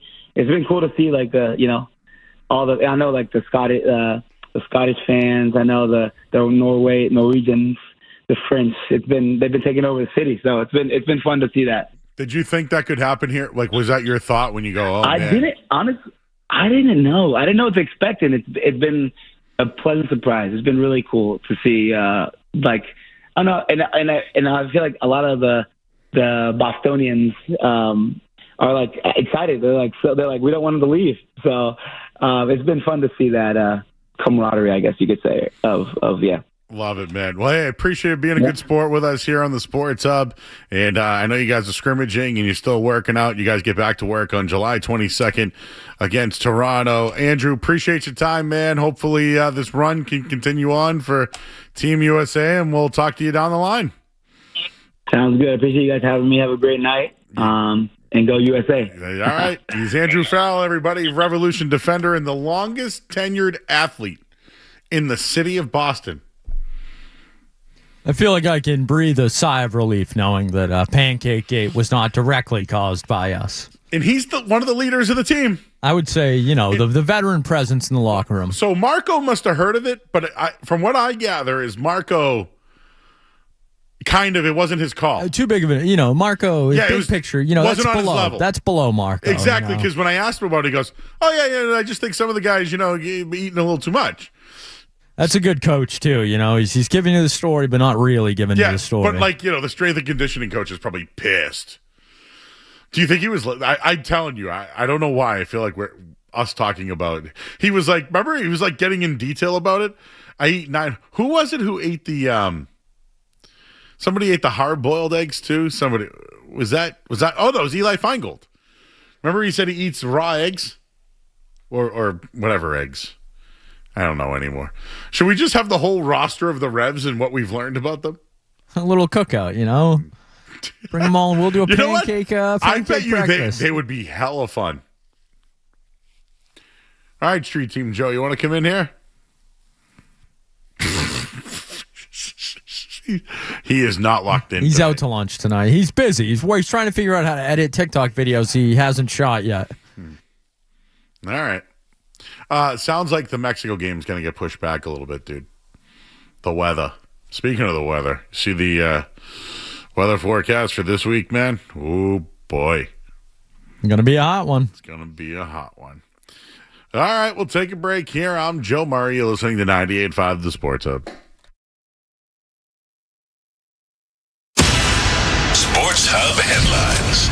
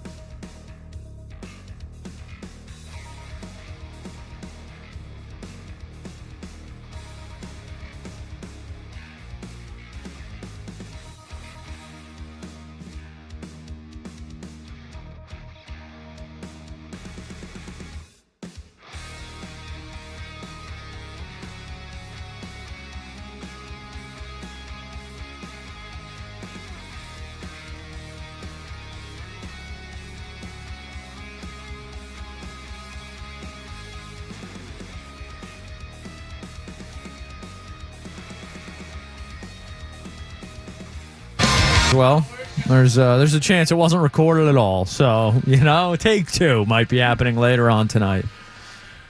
I feel like you need to make a whole new list now. Yeah, it would be a new list. I wish anyone else in the world got to watch that, though. Maybe we just release it without the audio, let people watch.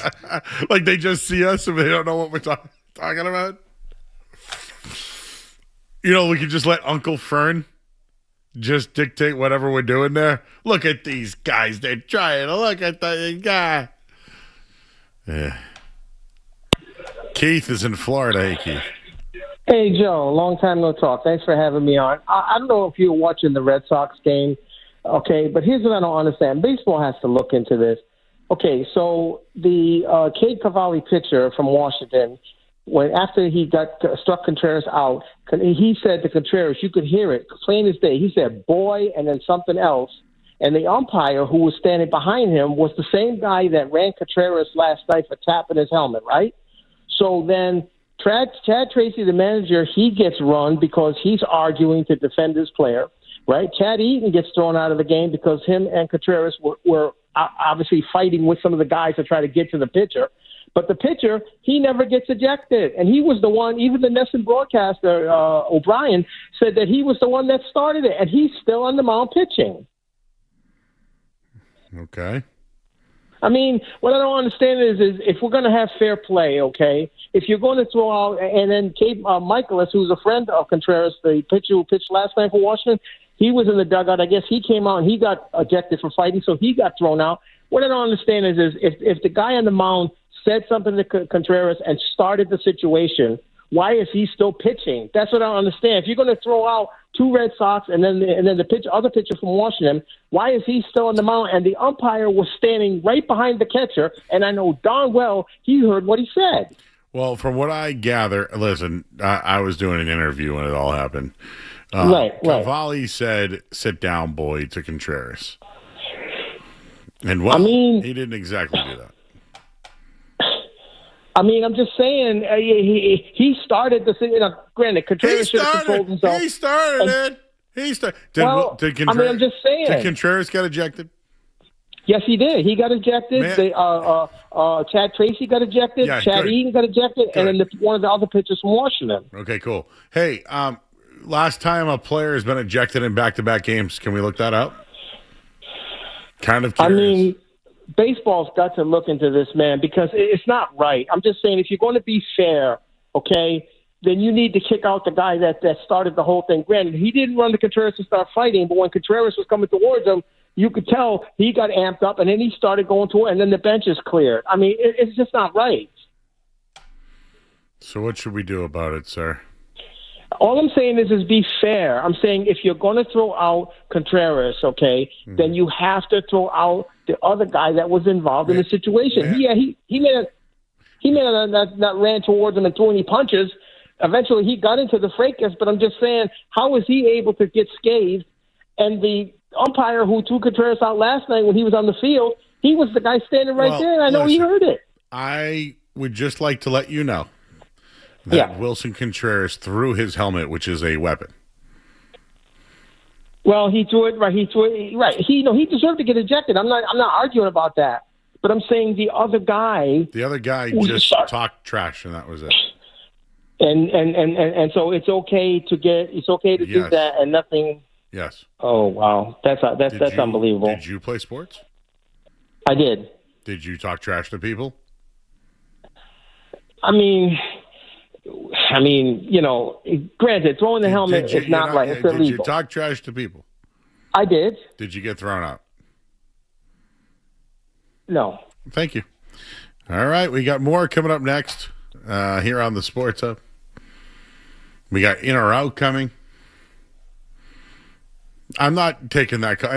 He's a nice guy. I understand what he's trying to say. But when you're on the mound and somebody says, "Sit down, boy," and then you charge me with your helmet and you did nothing, do you think the pitcher should be ejected, Scott? I didn't see. I mean, he struck him out. right? It didn't seem like he did anything. He said, sit down, boy. Yeah, I don't love that, but Yeah, it but doesn't seem it's trash talk. ejectable. Yeah. Trash talk. If anything, Contreras threw his helmet at him. Yeah, he's fired up. He's been looking for a fight all year. I'm finally glad Chad Trey. Maybe he listened. Do you think he listened? Think anybody heard him say it? We went 6 for 6 on our bets last night, guys. We got a little delay, it looks like, Joe. A little lightning delay. Yeah, why don't I get to this right now? This is the Bally's pick of the night. And we get some new ads we're going to be running. I got to record those soon, guys, with you. But there is a Bally's pick of the night. It's brought to you by Bally's Lincoln, my pick for every night. Bally's has 4,000 slots, 100 table games, concerts, dining, a full hotel spa. Visit Bally'sLincoln.com. Follow Bally's Lincoln on Instagram. Must be 18 plus. Gambling problem? Call 877-9-GAMBLE. You heard my man, Andrew Farrell, say that he likes Ecuador tonight. Mexico has yet to give up a goal. What are we thinking on both teams to score, Skaz? I mean, he did say a 2-1 final, Joe, so I'm in on that. Let's do it. Both teams to score plus 140 tonight. Ecuador and Mexico. Supposed to start at 9 o'clock. Looks like there's a little bit of a weather delay. But there we go. Both teams to score tonight. We'll leave it there. This hour of the Sports Hub has been brought to you by our friends over at Valvoline and Oil Change. Enjoy quick and convenient vehicle maintenance this month. Visit knowingatoilchange.com. Save 15% off your next drive through oil change at Valvoline and Oil Change, the official oil change of busy people. And I got another guy. How did the Nationals pitcher not get tossed? Maybe somebody else can answer that, but I don't think he should get that. One thing that we should mention, Connolly early got pulled, and I wonder if it had anything to do with what happened tonight.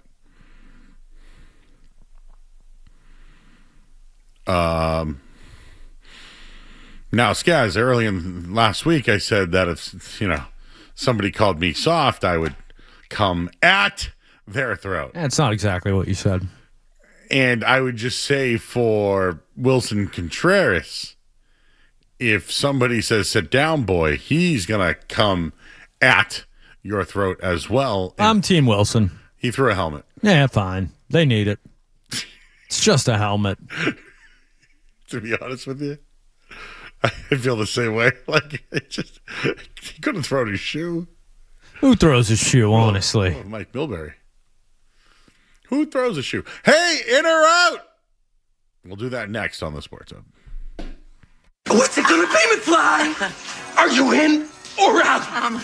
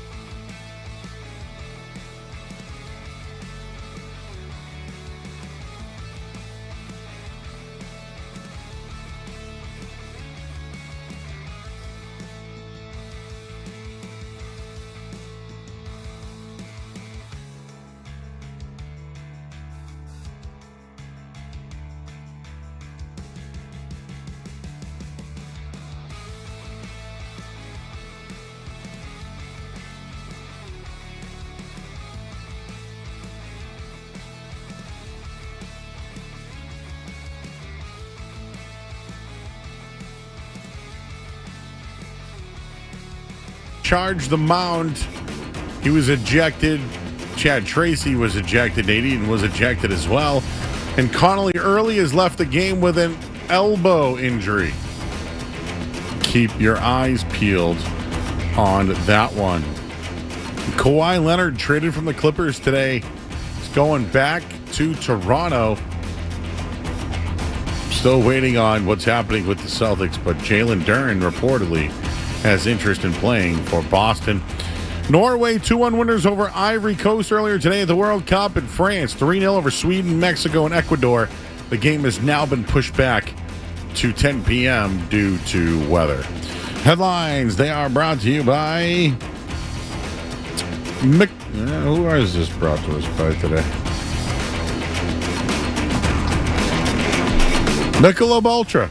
Watch the world's biggest matchups with 98.5 The Sports Hub. Details at 98.5thesportshub.com. Presented by Michelob Ultra, the official beer sponsor of FIFA World Cup 2026. I'm Joe Murray. Boston Talk Sports. Trade Drake May. We all know what, but we won't say what. Yeah, worst take on these airwaves in the last 24 hours. We may not take a call today. The Sports. Are you in or out? Gotta know without a doubt. I'm the one you need for a dirty deed. I'm the best. Success is guaranteed. Dinner out here on 98.5 The Sports of Street Team Joe's here. Why don't we just get right into in or out? Because if we start something else, we won't get right to it. So let's get to it.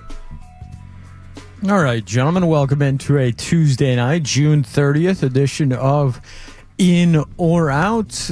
We've been doing a little NBA talk. We haven't really dove too much into this one, but gentlemen, are we in or out on Kawhi Leonard returning to Toronto? Yeah, and I think it's great for him. I think that he gets out of the Clippers and is now in Canada, which might help him legally.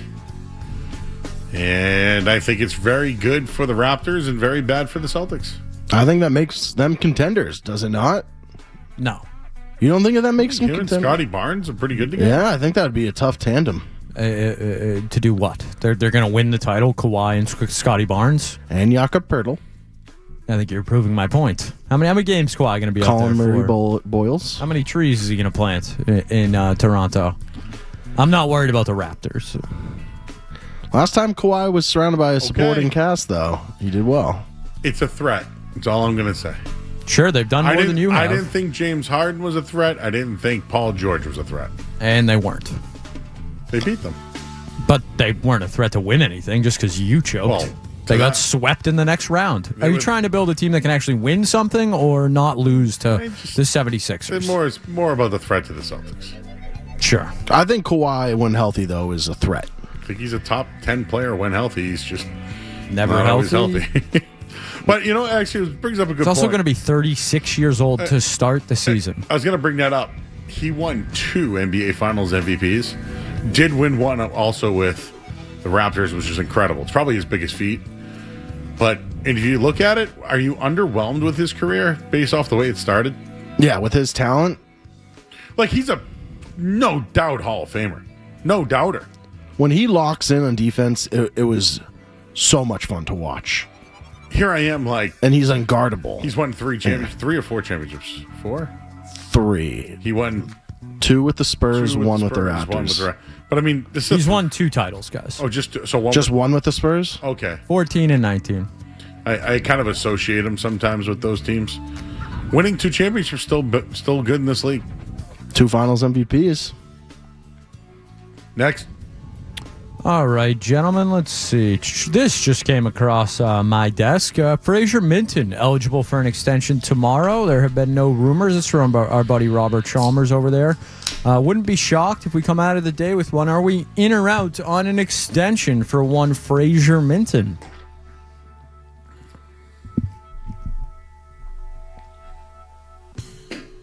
And it doesn't affect him this year, does it?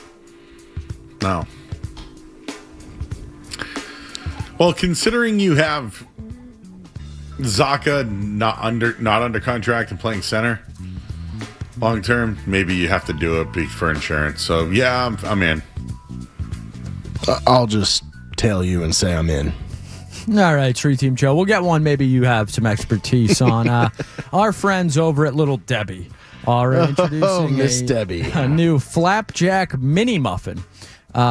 They will feature the taste of pancakes and syrup in the palm of your hand, like the mini chocolate chip muffins, things you're familiar with. These are now Little Debbie's version of flapjack pancake mini muffins with syrup. Are we in or out on flapjack mini muffins? So it's a muffin that tastes like a pancake? You got it, bud. I think at that point I'd still rather just have a pancake. I would try them. I won't certainly say I'm out on them, but I don't know if I'm in, if that makes any sense. I'd still rather, when it came down to it, I'd have a pancake 10 times out of 10. I don't like the texture of a muffin. Something about it. Little Debbie made it? Yeah. In. Yeah. Debbie knows what she's doing over there. From Street Team Joe's expertise to Joe Murray's, we have some WWE AEW news. Came across the wire earlier today. Big Bill, a.k.a. Big Cass, is leaving AEW and rejoining WWE. He is expected to be joined by Enzo Amore. Joe Murray, are you in or out on Big Bill and Enzo Amore back to WWE? I'm out. Who the hell are these guys? Am I supposed to know who those guys are? They were the guys that... Bad haircuts. I'm Enzo Amore, and this is Big Cass, and he's 7 feet tall, and you can't teach that. And then he'll get on the mic and be like, and I got one word to say to you, and I'll spell it out for you. SAWFT. Soft. No? Doesn't ring a bell. Is this worse than me not knowing grunge music? No. Okay. No. I've met Big Bill. Cool dude? I'll tell you off the air. I think that would be a no. Well, if you want me to share... Not high praise. I'll share one personal story.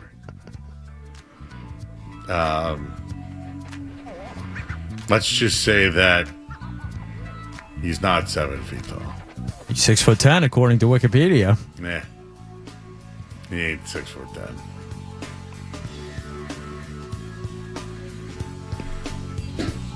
He did it. Oh, there you go. I didn't say it on the air. Next. All right. This one I came across my desk earlier today as well on Netflix. Where's this desk, guys? You're looking at it, Joe.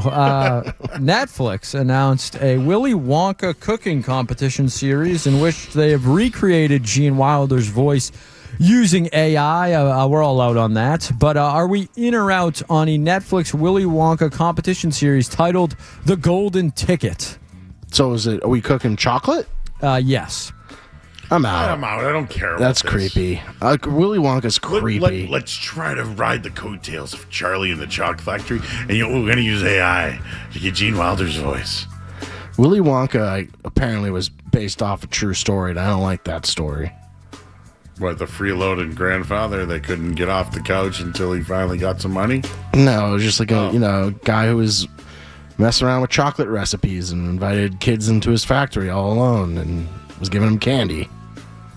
Kind of sounds a little odd. Sounds a little odd, doesn't it? But I mean, I guess it was good chocolate. It's a movie, Street Team Joe. I am aware it's a movie, and I think it's a very overrated movie. It's a bad take. Pause on that, but real quick later, we did our top 5 movies of summer on Nesson earlier today. Oh. I'm curious what Joe's would be later on in the show. Don't say it now. Castaway's on there. All right, gentlemen, let's see. Where can we go from here? Dylan O'Brien, you may be familiar with him from the Maze Runner franchise, has a new show coming to Hulu. Dylan O'Brien is set to play a disgraced reality star in a comedy show titled Lex. The show follows Lex, a reality star that accidentally includes the murder of a person in the background of a video he was filming and tries to get his life back together. Are we in or out on what appears to be a show about one of the Paul brothers? But it's Dylan O'Brien. Also out. No interest. Yeah, that's kind of what I figured. Emmanuel Acho may be famously known for having the worst takes of anyone alive, and that's saying something with the world's population these days. But Emmanuel Acho with another scorcher this week. He says the WNBA is better off without Caitlin Clark. Are we in or out? That's an absurd take. You know, this is a little weird, but I do think there's a conspiracy against her. It's very odd how that league treats the only person most people have ever paid attention to. Kind of give you an idea. Last week, she kind of yelled at like the other team to chill out because if she gets another foul, she'll get a time of technical and miss a game. And when she wasn't looking, she got teed up, and she didn't know what she got technical for. But if she gets one more, she's gonna miss a game. No league is dumber than the WNBA Like, in their marketing and how they've handled the entire situation. They treat her awful. They weren't flying private until she came in. That's what I'm trying to say. Like these, yeah, you're right. We certainly weren't talking about them beforehand. So I mean, Skaz, we had a broadcast on 98.5 The Sports dedicated to her game. Literally her game. She sells out every stadium she goes to. This show was interrupted for Caitlin Clark. And Sophie Cunningham. Can you believe that, Derek? Settle down. Can you believe that? They said, hey, Joe and Skaz, you're not going to be on tonight because we're going to have a game between the Mystics. Is that who that was? The who, Joe? The Fever? Who was it? It was the Sun, Joe. The Connecticut Sun. And versus the Indiana Fever. And street team WNBA over here. Brendan Glasheen was on the call. Is all I remember. Of course. And we got bumped for Caitlin Clark. Can you believe that, though? And they don't care about her. She's got pull. Not in her own league. Hey, Joe, at your card show, I saw a lot of expensive Caitlin Clark cards. And people were checking in on it, you know? She's a generational talent. How hot was it at the card show? Joe, it had to be. I only lasted 30 minutes in there. Hotter in the card show or back here? It's card show. Card show had an extra 10 degrees on back there. I was telling Skaz that the slush puppy that you got me, yeah, I got brain freeze. You ever get brain freeze? Hurts the hell out of my brain. Anyways, my brain was so cold that I think I started to feel cooler. Oh, that's good. So I think it was a little mind over matter. Skaz, guess what? Joe asked for a slush puppy, and as, you know, a great friend, do you think I went blue or red for his slush puppy? I think you went both. Oh, see, you know me too well. I gave Joe the mix of the slush puppy. I mean, of course. And it looked fantastic when I handed it over. Andy got me a hot dog. That hot dog was small, though. You probably two-bited that. I don't even remember it. They had some good food options outdoors. Who'd you meet when you were there? Your friend, we met Fitzy. Fitzy, yeah. Great, nice guy. Very nice guy. Did you meet our predecessor? Who was your predecessor? Mr. Jones. I didn't see him. Love that guy. Sarge was there. I didn't see Sarge either. Travis was there that weekend. Oh. Who was the guy to the left of you with all... He had the most insane collection, yeah. Yeah, he had the most Drake May auto patches than Roman Anthony. It was almost like he was the bevy of... He had all the Drake May. I think he had every Drake May card ever assembled. Yes, you're right. You know, I don't know if I can say that on air. You know what? Don't. No, it's You've not. had a bad string lately, It's not Team Joe. Yeah, I have had a bad string. Just But tell me off the air. It's more an idea, not a... Tell me off the air. Okay. Yeah, how many dumps do you get in a week? And he's taking more during the show than I'm having to use. It's probably tied. Tied. It's close enough. All right, gentlemen. Our friend Shams has been a little slow on the news today, but he did have this a couple hours ago. The NBA will now hold the NBA Cup Championship game at Butler's Hinkle Fieldhouse on December 11th next season. Are we in or out on Butler's Hinkle Fieldhouse getting the NBA Cup Championship game? Butler? Butler. That little place? Hinkle. So the NBA Cup, where the New York Knicks were the champions last year of? They certainly were. might have to play at Butler. Will Brad Stevens be there? What's capacity there?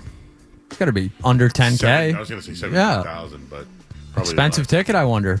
I mean, I like the idea. Why Butler's court? Why? Why Butler? Why? Maybe Indiana, What has Butler ever done besides lose multiple championship games? Birthplace of basketball.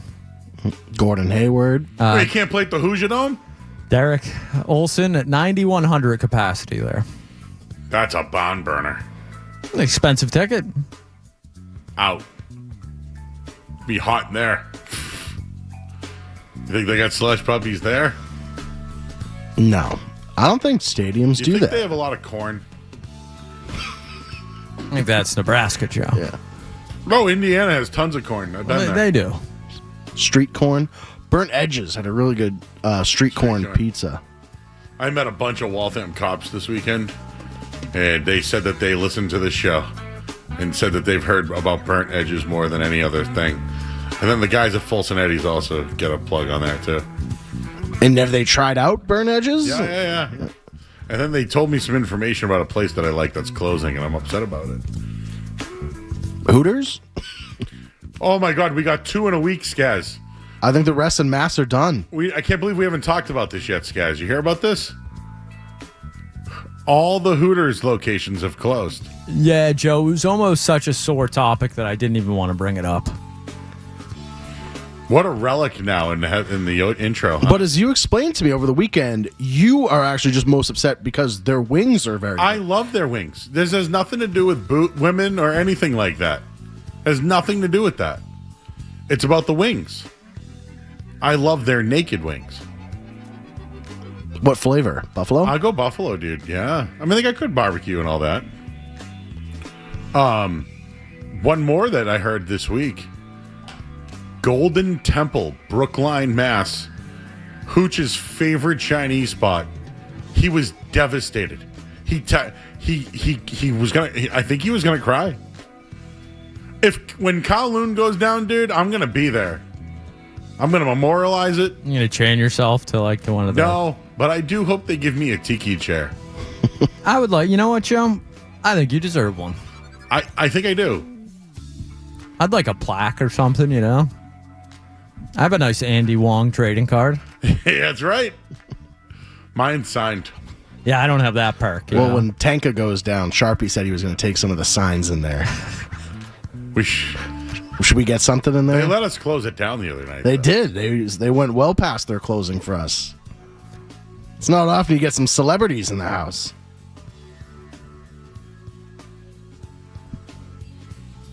Joe, you might want to see Slack. I'm looking. Yeah, Wilson Contreras still angry and apparently telling Red Sox fans to come fight him at Fenway Park on Instagram during the game. So that's good.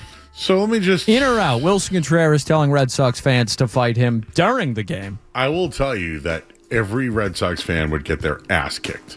Yes. I think most Major League Baseball players. That guy's a professional athlete. I think most guys in the league would get their ass kicked by Wilson Contreras. Yes. So wait a second. I'm looking at the Slack here. Yeah. I see someone I know responding there. I'm sorry, Joe? What you just sent me, right? 2 minutes ago? You know one of these gentlemen.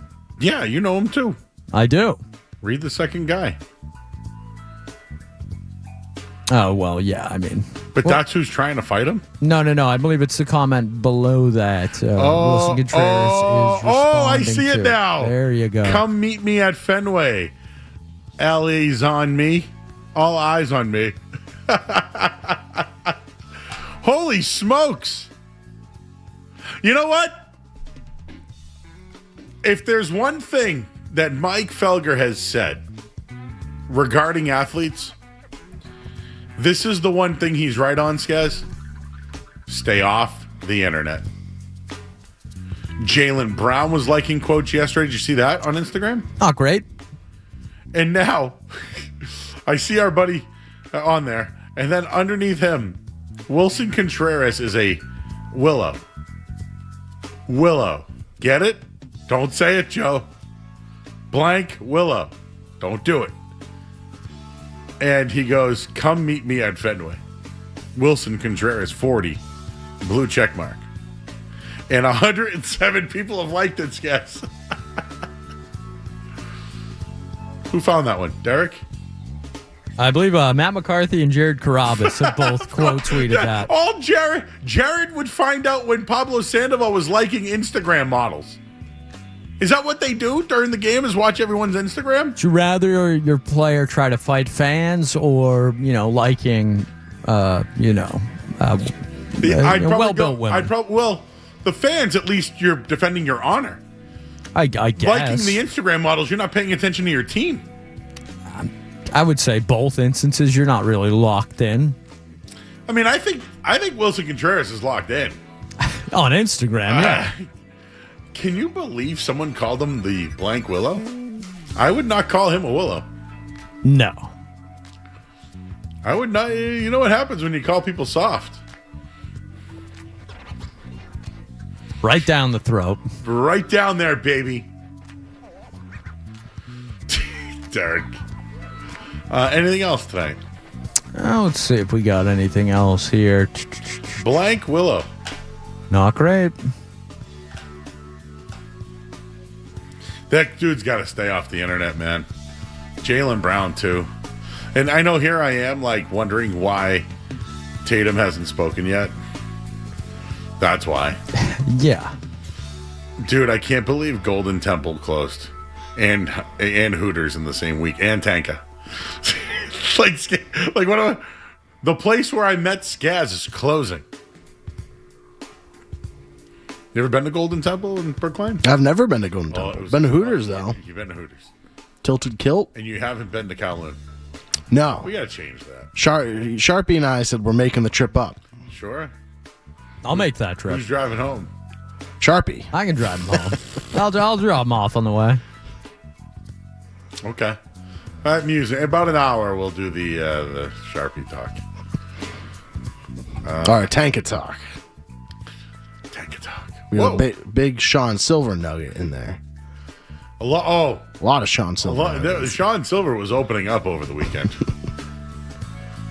I knew some of the stories, but you guys didn't. Your friend Sarah was very nice. Yeah. Sarah and Jake are. Oh, yeah. And she sounds like that. Yeah, yeah. I would hope so.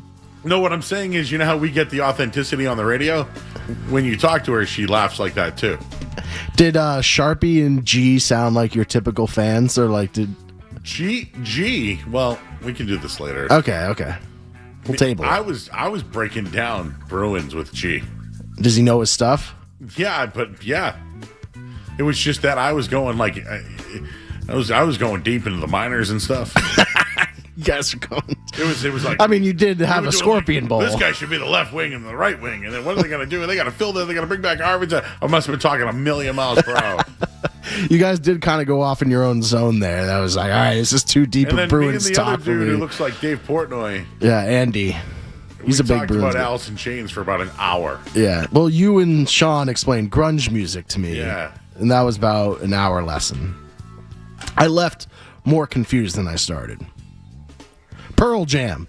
That's what I got. That's like the deciding line. What was the original name of Pearl Jam? I don't know. What did I tell you? I don't. They were originally Mother Love Bone. But what happened? The lead singer died. Correct. His name was Andrew Wood. And then they found a new singer named Eddie Vedder. And I believe Eddie's aunt's name was... Who was the guy with the conspiracy murder? Or the conspiracy... Well, that's called Kurt Cobain. Okay. We talked a lot about that guy. Yeah. You and Sean need to run like a music class. A little, like an hour segment here or there of just like teaching music. It was like a School of Rock type vibe. I was getting the history of the grunge era. Sean's a little deeper than I am. I'm very disappointed, and we'll talk about it later. What do we got, guys? Anything else? I think we're good. I'm disappointed in Brad Stevens right now. Joe, I really mean this when I say this. Like, I'm not even kidding around. if you can't find a suitor for Jaylen Brown that's worth what you think he is, and you're trying to change the team, and you're not trading Tatum because he's off an injury and not worth the value, wouldn't the next thing to be to move on from the coach? Because you want to play a new style, right? I think that's the one thing Skaz and I actually have agreed upon. We both were calling for Mazzulla to be fired after that series. Well, I think now that he was saved, then yeah, they tried to trade Jaylen. It didn't work. So, and now, like I just saw that, who's the other big man who played for the... Remember the guy that got stuck in Dallas? They wouldn't let him leave. What was his name? DeAndre Jordan. He's off the books. The only big I think that is left, even Shamit Vili or whatever his name is. There's nobody. Simons is left. I know he's a guard. That guy, Joe? Yes. Get ready to learn Kevon Looney, Joe. I almost called him Mamadou Kevon Looney's our big splash. Kevon Looney's been playing where? Still Golden State? Where has he been? Has he been the Warriors? He was with the Warriors. I don't think he's been with them. That guy probably played overseas. They have no big man. But do you think firing Mazzulla would even help the relationship at all? Yes, it means that they don't believe. Jaylen seems to be upset with I guess I'm paraphrasing. What was it? Do we know what Jaylen's upset with? No. But do we know? What did Himmelsbach write last night? Sources the say direction or he's something. Disgruntled with their direction. So is Mazzulla a part of their direction? Yes. My take is you failed trying to trade one of the best players in the league. So now what do you do to shake up the team? You fire the coach. You probably have Sam Cassell take over. I don't think they're going to try to upset Tatum like that, though. Who cares? I mean, you just upset Brown, now upset Tatum. Well, you can't upset one but the other? You can't. Who cares anymore, Joe? Who cares? Just piss everybody off. Piss them all off. Why? Oh, no, you gotta pay Tatum. I can't upset Tatum. He's already got his friends on the staff. His kid's already got a seat and a jersey. Derek White's his friend. Can't ship him. That's right. Emile Jefferson. Yeah, that's why they should bring in Zion. Is there another Duke? The Duke Brotherhood. I want to win basketball games again. I want to talk about games on this channel. I want to talk about championships. I want to talk about aprons and caps and 3-point philosophies. I know haven't heard what you said the last couple of days, but did they botch the Giannis trade? Yes. You know why? Because Pat Riley knows how to get deals done. Where's Jimmy Butler going now? What were you? Oh, you got something back there. I heard it. I was going deep into the minors and stuff. It's been a tough stretch on the night show lately.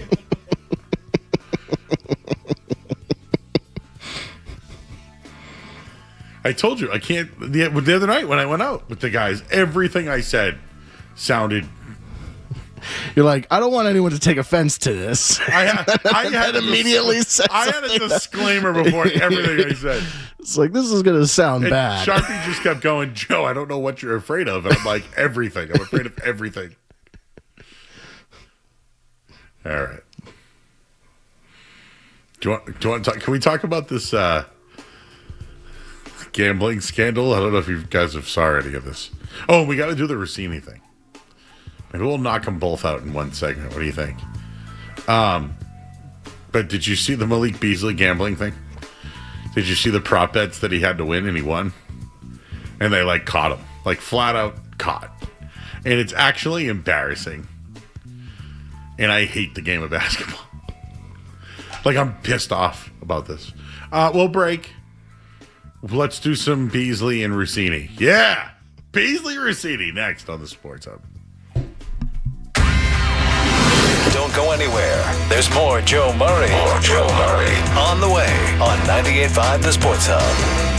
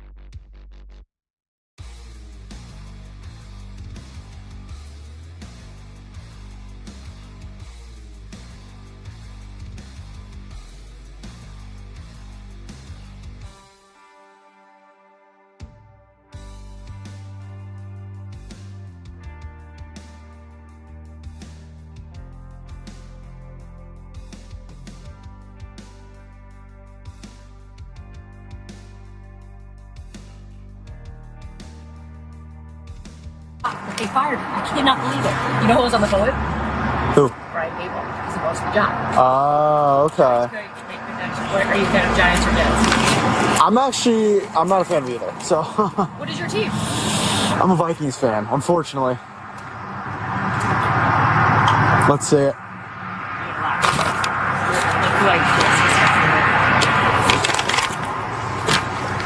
Can you see the name? Oh my God, KOC? See what I said? Look what I said to him though just now. Go to the bottom. Oh my God. Wow, pretty cool. I love the Vikings though. Chaos is awesome. Yeah, he seems like a good Your dude. quarterback sucks though. Like Diana Rossini. Now, why is that, Joe? She's probably given me the "oh, I love you, Joe" kind of speech. You know what I'm saying? She laid it on thick with the copper. Okay, she was like, "I had to tweet because so and so just got fired, and I was talking to Brian Daboll." She was flexing, bro. And then the cop was like, "Yeah, I caught you on your phone for like 5 minutes, and I saw you again, and I had to play. Oh, and your license is expired." Oh, yeah, what kind of... Oh, Kevin, okay, yeah, KOC, yeah, that's my guy. Oh, yeah, the quarterback sucks. So J.J. McCarthy took a stray. Tough day for JJ. Tough day for JJ. And then I'm sure Kevin O'Connell's wife was probably like, "Oh, how do you know Diana? You guys were FaceTiming each other, huh?" Sure, that one went well, let me tell you. And there was more, I think. You mentioned Brian Daboll. She mentioned how her job is she has to do things. You know, you can pull over. She's a liar. She would do whatever she can to get out of the situation. And that entire video, I think, justified everything we needed to know, right? She'd pull whatever string she had to. She would say whatever she had to do. Isn't that her job? But I'm talking about as a human. Right? She probably would have tried to weasel out of any situation. Like what? Dating a head coach? You know, maybe multiple. Who knows? How about tampering? What do you think of people that, would be directly associated with this individual over, I don't know, a decade-long period and potentially romantically involved? Do you think that's a good look for that person? I would say that they were all in it together and it's a bad look. But just keeping it to the video alone, the stuff you saw in that video, everything that you hear is believable, right? She even mentioned her husband in that thing. Because the car is not hers, it's registered to her husband.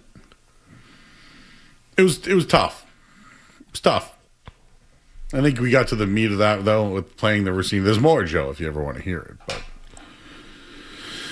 I think the league is scared for what she can say. I think they are scared. I think everyone is scared about what possibly Diana Rossini could say. She's almost a ticking time bomb at this point. By the way, this Tommy Canley guy sucks. Can we get rid of him? Am I wrong about him? Good thing you didn't buy back in on the Red Sox, Joe. Well, losing tonight's not cool. Does Jaron Durant... Oh, Jaron Durant's limping. He also doesn't know how many outs or how many challenges they get. Oh, great. The Lakers have signed Luke Kennard, guys. No, the Suns. Suns. Oh. Yay. The Lakers haven't done anything this offseason either, huh? They just signed Austin Reeves to a max and lose Smart and LeBron and Kennard. Who would you rather be, Skaz and Joe, the Lakers or the Celtics? Celtics. I would rather Tatum than Luka. I see the offseason before I make that decision. But yeah, right now, today, the Celtics. Who's got better? Like Dalton Connect, Austin Reeves, a pretty good player. I would say if you took Jalen Brown, Reeves on the max, though? Yeah, but take Jalen out of the mix. Is Reeves or White? Reeves. I mean, White's probably more of a commodity, proven commodity. Proven? No? I don't know. I mean, Austin Reeves is a good player. Don't get me wrong. I'm just... Scoring is at least Austin Reeves, that's for sure. Yeah, definitely. I mean, Austin Reeves developed. But he has come up flat in the playoffs, but, so has Derek White. He's also showed up very well in the playoffs. The Wilson Contreras Willow has now been aggregated. It is everywhere. Are the Celtics going to do anything, Joe? Are we just going to sit here and do nothing? This is me last segment. Like, what's going on? How do you fix the Celtics? They're in a tough spot. I mean, what you have, the only way you can realistically fix the Celtics, at least this year, is you have to mend the fence with Jaylen Brown, because there are no free agents out there who are worth it. The trade's at least back. You're getting 40 cents on the dollar. I would have done the Giannis deal, as you say, but as I said, So how are you fixing it? Are you going to take the Bill Simmons route? Are you taking him out to dinner? What is Street Team Joe's path to fixing the relationship between Jaylen Brown and the Celtics? I offer him the extra 2 years at max money, and I say, please come back. And I get on and I beg. You beg. I beg. And I will give him $140 million. And I say, I am sorry, that won't happen again. He'll know I'll be lying, but he'll have 140 additional reasons to be happy. And, I mean, no one else is giving him that money. I don't know if anybody will give him that money. So I think the only team that can is the Celtics. Yeah, the only team that can get to that supermax is the Celtics. No one can get to $70 million. I think you can get to 59 or 60, but... Like, I don't... Here's the deal. I don't think Jalen's probably worth that kind of money. But that's what you pay the stars in the league. It's just what you got to do, right? What's option B at this point? I think option B is you remove Jaylen Brown from the team and you get players that are worse in draft picks and you free up money to hopefully find the next guy to play around with Jason Tatum. I hate wasting Jason Tatum's prime. I hate wasting it. I despise it. I despise what they're doing right now.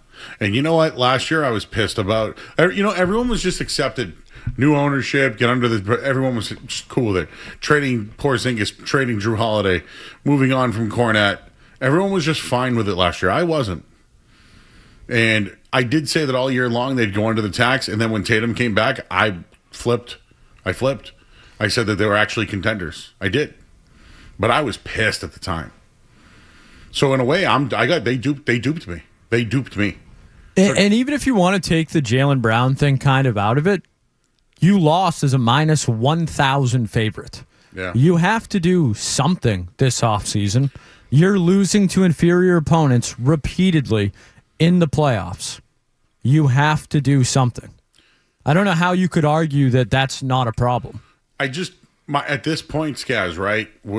There's still a lot of players available, but I think their number one need was big, right? Or center. I would say big or point guard is their number one need. Yeah. There's probably some point guards out there that can still help. Sure.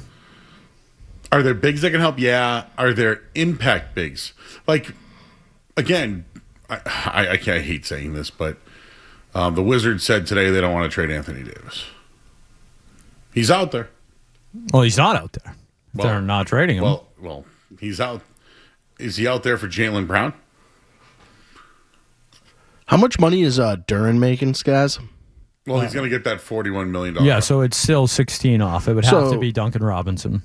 But even then, just say we didn't include Jalen. Say we did like White and Hauser. Why would they do that? Because Duran wants out. Yeah, but he doesn't want out that bad that the Pistons are going to blow up their franchise. The Pistons are letting him test the market, and then if they realize they want him, they're going to sign him. It's as easy as that. It's just no different than what Celtics do with Jalen. Except, my thing is, if Jalen really wants to move on, do Jalen the solid of saying, all right, man, let's negotiate your own deal.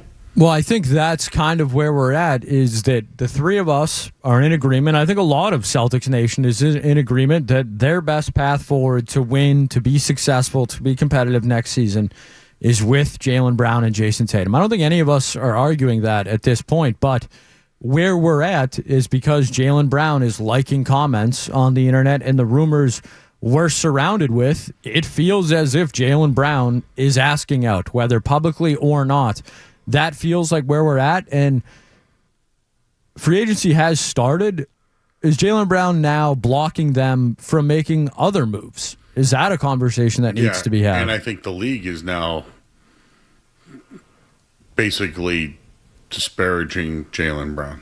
How does Kawhi Leonard at 36 years old go for that package? How does Ja go for the package he goes for? And you can't get anything for Jaylen Brown?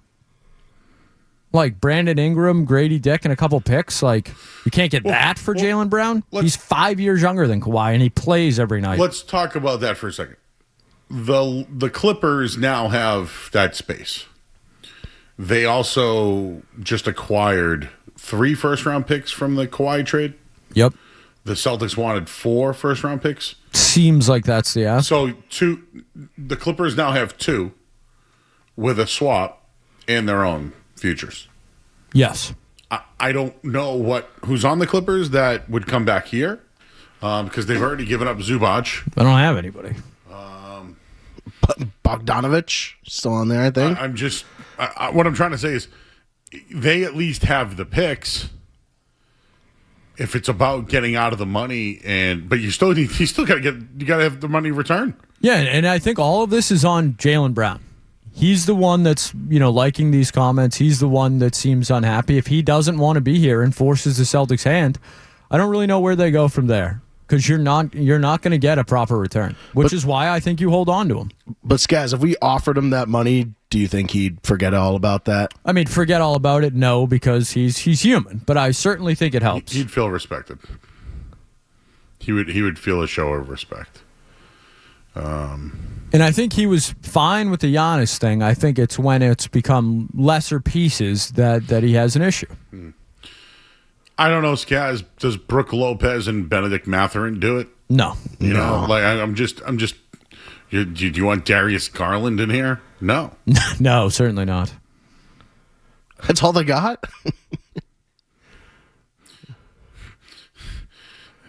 It's bad.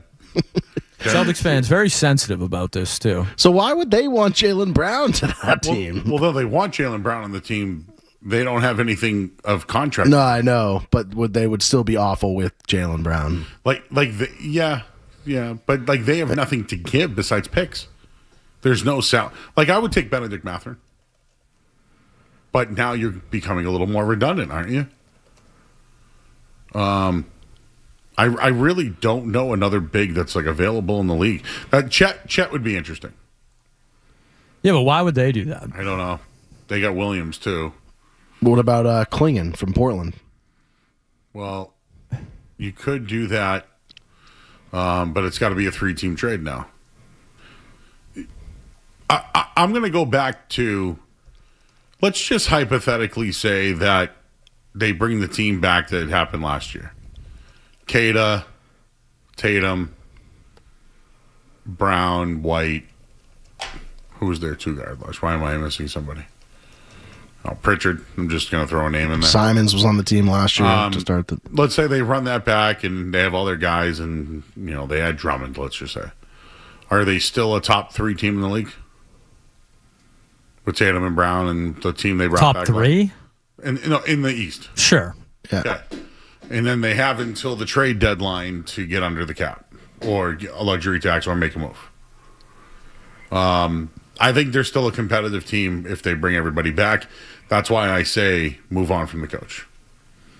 You move on from the coach. Yeah, but he's in Spain with Hugo, Joe. Don't care. He was in Portugal with Nimi.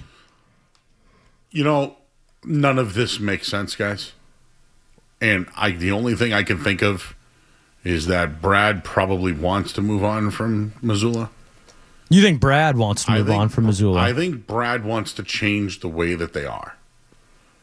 I mean, that's what he told us at the end of the season, right? And he's done nothing to... He tried to trade Jaylen for Giannis.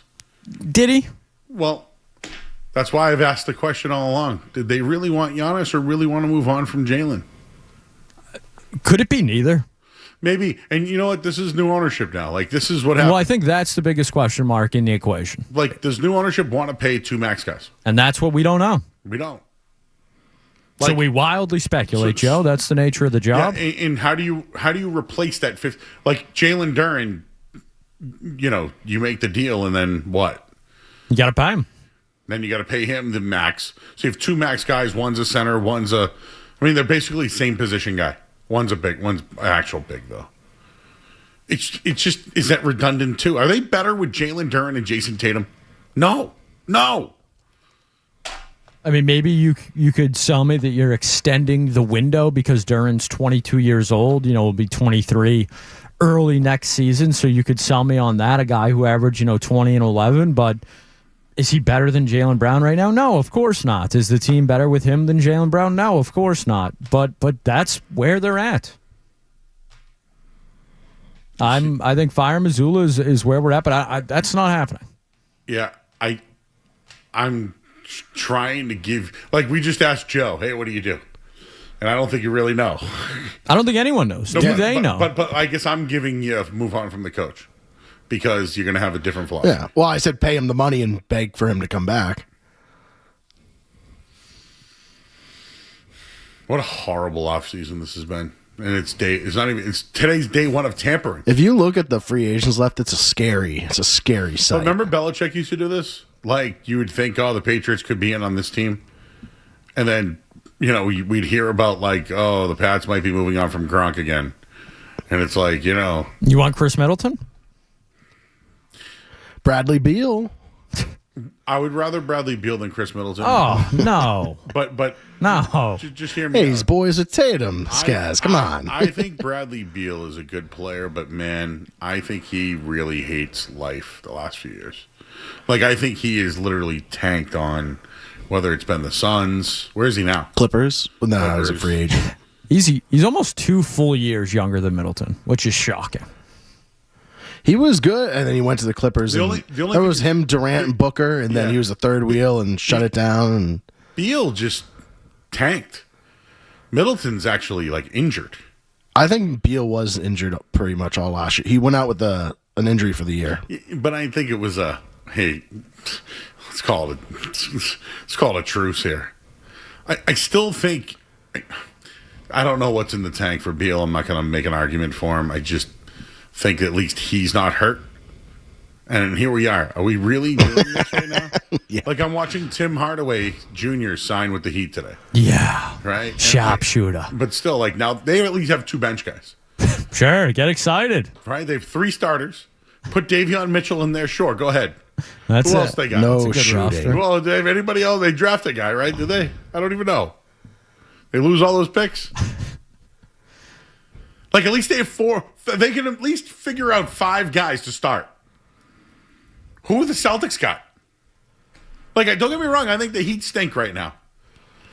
But, like, if you had to start Wiggins and Giannis and Bam and Mitchell with Tim Hardaway, with Portis, there's your 6. What if the Celtics haven't improved? I'm not saying this is a good trade. I'm just saying if I was forced to trade Jaylen Brown, I think the Portland trade is the one that's seemed like the best one that's been thrown out there to me. Do you know who stepped in it a little while ago? Mark Spears. What? Made a point about when the Celtics raised the banner.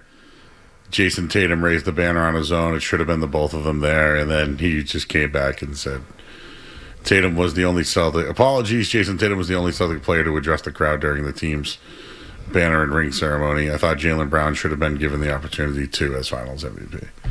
So, like, now we have. By the way, he was here for a little while, so he's got Boston ties. Everyone's stepping in it. Nobody knows what's going on. Marcus Spears doesn't know what's going on. Nobody knows. Nobody knows. Panic. What does Greeny know? What's going on with Greeny? Have we checked his Twitter at all? I mean, I'm learning about Dylan Mitchell today at the Reggie Lewis Center. I don't care about you. Donovan? Who is it?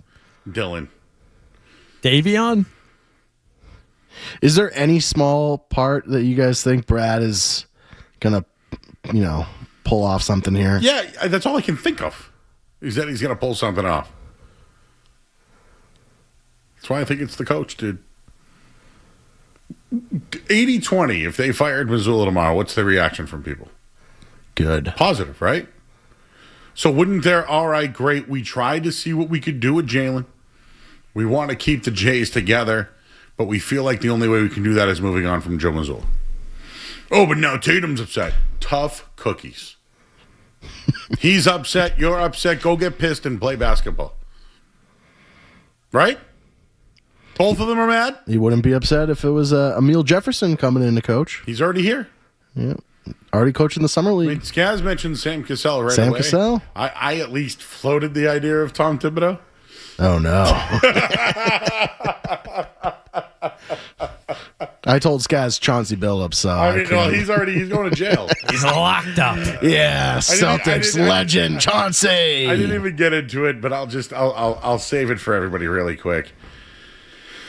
But Malik Beasley, they actually have video. Who was this? Real Mr. ACL.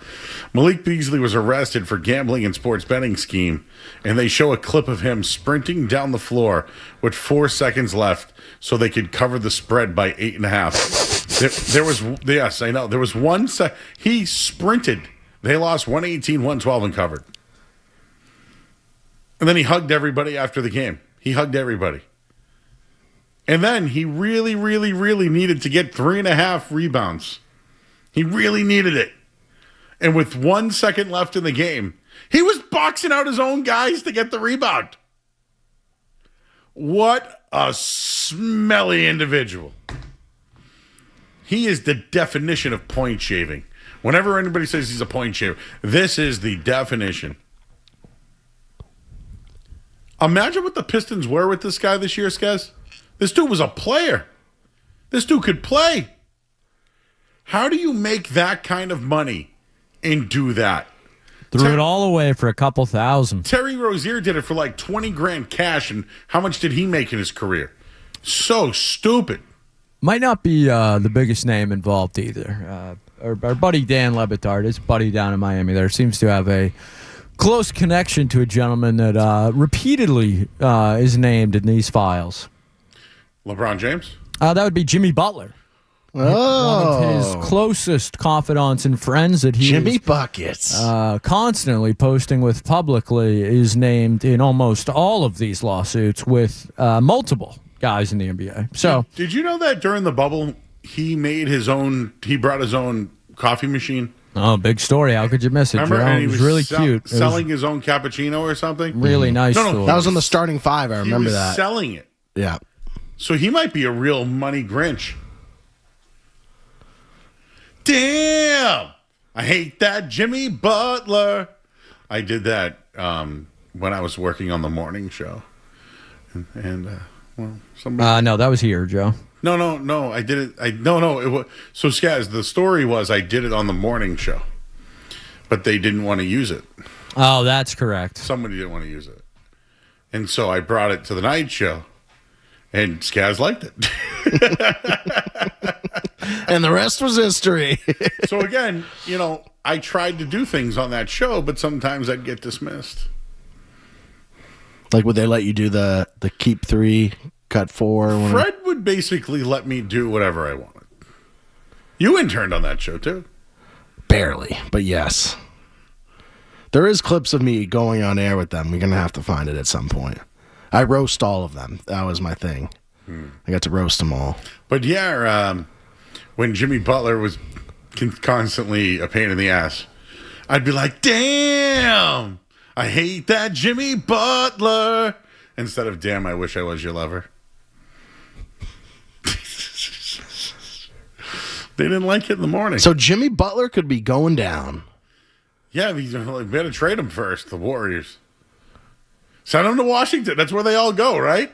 The Washington Wizards are a place to die. Who's there? Marcus Smart was there for a little while. Now they got Middleton's there. Anthony Davis is there to die now. They got Trae Young. Trae Young's going to be there to die. Well, Dabansta. Well, he's there. He's all they got. There. Anyways. Bub Carrington. All right, we got to go to break. It's Hour of the Sports Hub. Damn. This Hour of the Sports is brought to you by Valvoline. It's an oil change. Enjoy quick and convenient vehicle maintenance this month. Visit NewEnglandOilChange.com. You can save 50% off it.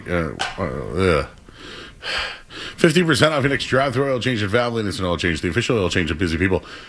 I think I'm rattled by the Celtic stuff. Does this mean I have green goo? I think it does, Joe. We're accepting applications. And we don't know what to do, so I'm arriving at firing the coach. I'm I'm nervous, Joe. Everyone who's a Celtics fan is nervous right now. Like, is the era about, like, can we put out a competitive team that can win a championship next year? Yes, they can. It's just. But how likely is it? Right now, it's not. Doesn't look good. All right. We'll tell you about our night on Saturday. We'll do that next here on 98.5 The Sports. From the Town Fair Tire Studio, this is strong finger all up and go. This is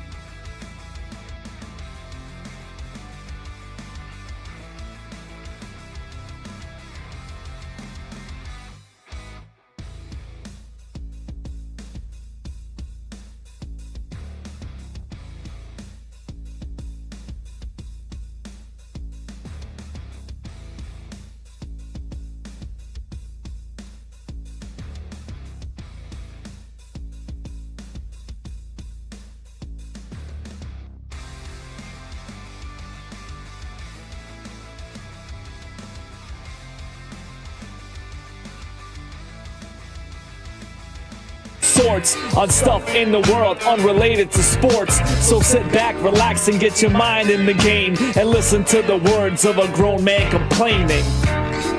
All right, Murray's Musings here on the Sports Hub. The Red Sox lost. We'll get into that in a little bit. According to Nesson, Wilson Contreras, the first Red Sox player in franchise history to be ejected in back-to-back games. I called that. So, thank you. Last night, Street Team Joe, you may have missed it, but did you hear about the 8 million pounds of sewage that has fallen into the Merrimack River and has closed North Shore beaches? I have heard that, and I have heard you were going to be very disappointed if. Yeah, but according to the guy from Jaws, the beaches will be open. Beaches will be open. For the 4th of July. It's the 4th of July. Damn right they will.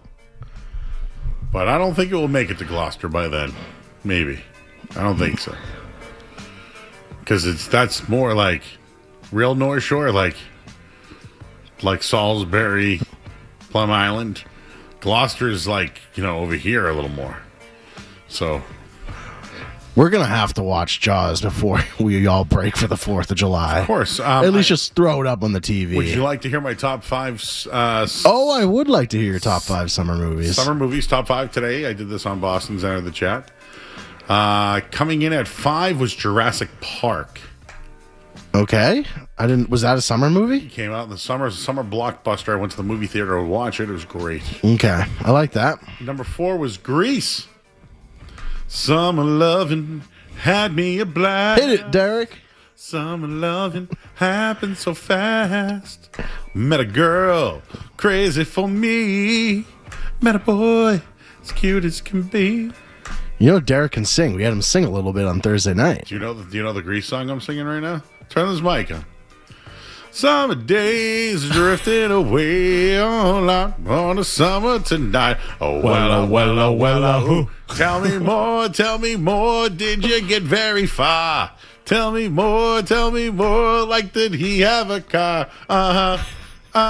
He's not singing. 2 weekends ago, I worked as a stagehand in a junior production of Grease. Yeah, what's your favorite Grease song? Grease Lightning. Oh, get some overhead busters. Yeah, keep talking, whoa, keep talking. He's not getting into it. Come on, man. Yeah, Derek. Let's hear. Derek was open up the pipes. Go Grease Lightning, you're burning up the quarter mile. Grease Lightning, go Grease Lightning. Grease Lightning, you're cruising through the bed. No. Grease Lightning. No. Nobody's going with it. I'm afraid I've never seen Grease. Well, anyways, that was my unbelievable. Can we do that again someday? Derek and Matt McCarthy talked. I don't even know how Broadway. Matt McCarthy made me give him my top 5 Broadway musicals. What song do you like to sing the most in a Broadway? That's a great question. I don't know. Like if you went on American Idol, what song would you sing? If we did karaoke, what song would you sing? Unsteady. One time I did Rose's Turn from Gypsy. That's more got nothing performed by a girl sometimes. I like Les Poissons from The Little Mermaid. How's that go? It's this French chef. And he goes, Les Poissons, hee hee hee, ha ha ha. Like that. And Sebastian's in that too, right? Yes, yeah. Yeah. What else? I did You Got Trouble from The Music Man one time. Yeah. Derek, who's your favorite artist? I like Michael Jackson. I like Kendrick Lamar. I like Bruno Mars. Can you do a little Thriller, like that creepy guy's voice? Darkness falls across the land. The midnight hour is close at hand. Should I keep going?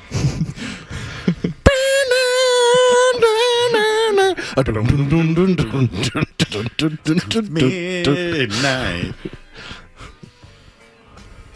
Anyways, finishing up my top 5. I had Dazed and Confused 3 as my third. school's out for summer, and then it was everybody graduated. And then Ben Affleck, was the guy who was going to hit him with the paddle. You ever seen that movie, Joe? Nope. Jesus. I'm still waiting for you to say Jaws. Number 2 is Sandlot. Number 1 is Jaws. Okay? Anyways, this was what I had to share before we get into Joe's night out. Hey, you were there too. I said Joe's night out. Last night we talked about poop. There's 2 poop stories. One was the Merrimack River.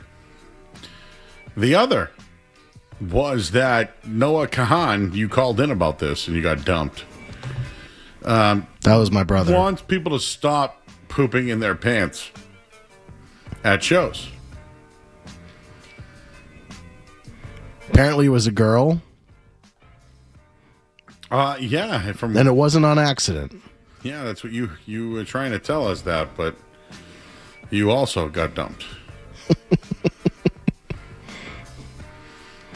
And she was picking it out of her pants.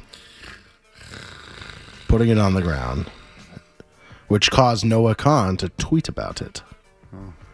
What's worse, that or what Sarah's friend did? Sarah's friend did. That's unforgivable. Strong disagree there. You think what Sarah's friend did is worse? Okay, maybe not worse. Because, the people around you will hate you at the concert if you're just letting it rip on the seat. Oh, the best place to crop dust is at an event like that. Crop dust, not a full-on... We're talking to Baby Ruth here. Well... Watch your mouth, Joe. See, I'm learning. Listen, a parasite that causes explosive diarrhea... I must have it. ...has reportedly spread to 20 U.S. states. Massachusetts on that list, I hope? I don't... Polymarket has this set. Oh, of course they do. On the up and up, I'm sure. Well, did you see there's a tick on Martha's Vineyard that gives you Lone Star, makes you allergic to meat? I did. Big story in the Globe about that. Yeah, that's weird. Was you sniffer out on that one, Joe? How does a tick disease originate in Martha's Vineyard? I don't go to Martha's Vineyard. But just weird. Just think about it. A disease you have to go there. Yeah. In order to be left there. But it's just weird how someone brought the tick. Yeah. There. Yeah. I don't know who. That's what I'm going with. A lot of powerful people in Martha's Vineyard. A lot of powerful people. You ever been there? I have been there. I believe the Obamas have a place. George Foreman at one point had a place. Kardashians have a place. You been in Nantucket? No. Me either. Be cool if someone invited me. My favorite beach is Southern California, like Laguna, Malibu, Venice, Santa Monica. That's my vibe. What do you guys think was the best reality TV show? Jersey Shore. Survivor. So I think Jersey Shore probably was like the most successful. Flavor of Love. Rock of Love. Well, I thought the Osbournes were great because they were the OG. Flavor. Jersey Shore is still going on. Like, they're still doing family vacations. I love New York. What about Vanderpump Rules? Never seen it. Never seen it either. Oh, my God. I like Tiffany Pollard, though. Hoops. Remember Hoops? Shaq dated Hoops for a while. Yeah. What else can Derek sing that we can get him to sing to? Poor Derek. Bing, bop, boom, boom, boom, bop, bam. That's your classic Kendrick Lamar right there. He said he liked Kendrick Lamar. I would like Derek to do a version of Old Town Road, and then we compare it to your version of Old Town. Oh, we have it in the system, I think, right? Of course. We have Joey Town Road in here. Yeah. Joey Ray Cyrus. My favorite is when you get to the rap and you just don't know what you're singing. Like That was kind of what it was all about. Now that was a song of the summer. Like everyone and their mom loved that song. That was a song of the summer. Yeah. Also, Cake by the Ocean was a song. Yeah. Remember all the kids were in school were competing to sing Old Town Road too? You'd see it on Twitter. Guys, you know what I'm talking about? No. There would be kids on Twitter like singing it. Like their whole school would be singing it. Joe, for the last 15 years of my life I've worked here, I definitely didn't see that. Yeah, I'm gonna take my horse to the old town road. I'm gonna ride till I can't no more. I'm gonna take my horse to the old town road. I'm gonna ride till I can't no more. Got the horses in the back, horse tack is attached. Hat is matte of black, got the boots, blah, blah. Riding on a horse, yeah. Riding on a horse, yeah. Been in the valley, you ain't been up off the porch, yeah. Can't nobody tell me nothing, yeah. Nobody tell me nothing. Who greenlit that to be playable over here? That's way worse than I remembered it being. It's kind of the beauty of it, though. You knew way less words than I remembered. It's the whole point. Yeah, I know. But some of them you actually do really well. Been in the valley, you ain't been up off the porch, yeah. Can't nobody tell me nothing, yeah. Nobody tell me nothing. Billy Ray Cyrus comes on. We have to have Derek sing that song. Wow, it was really bad. I don't remember it being that bad. I don't either. I think Skaz showed me like one of my first weeks, so I still had to be nice to you guys. But when I listened to it back there, I was like, oh. Skaz earlier said, if Nessa has problems, you can yell at me. If that sucks, you got to tell it out, man. Oh, that was funny. That one was much better. That one was or something there, though. Joe, your voice doesn't even sound like you. That didn't sound like you, but you had rhythm there. You had a rhythm. I did that in my bit. I can rap. I can tell you that right now. Just Old Town Road gave you trouble. That song sucks anyway. You know, who cares? Now I can hear Skaz playing them back there. You killed that one again. I think it's just Old Town Road we have in trouble with. There's one with Sean Silver in it. I can't remember. Oh, that one we got to find. I have Joey Mer Jepsen, Joey Mars. Joey Mer Jepsen? What's that one? The Carly Rae. So here's my number. It's not Call Me Baby. Oh, it's not. Call Me Maybe. Cut through the cloud, break the ceiling. God. I wanna Ick. and me alone. I wanna cut That's awful. That one's bad. Awful. Delete that one. That one's terrible. They gave me the songs of the summer. I didn't know the song. Josh Daring would hand me a piece of paper and be like, start singing. At least, and I didn't even know the song. What's the song you guys made me sing like on my first day again? No, that was the Joe Hendry song. I believe in Joe Murray. Yes, we did make you sing that, actually. Why did we make you sing? I don't know. But no, I think the worst one I ever did, there was one song called Chandelier. I wanna swing. Yeah, and I'll I never don't know, Joe. This one always puts a smile on my face. I'll say that. I said I like it like that. I said I like it like that. I said I like it like that.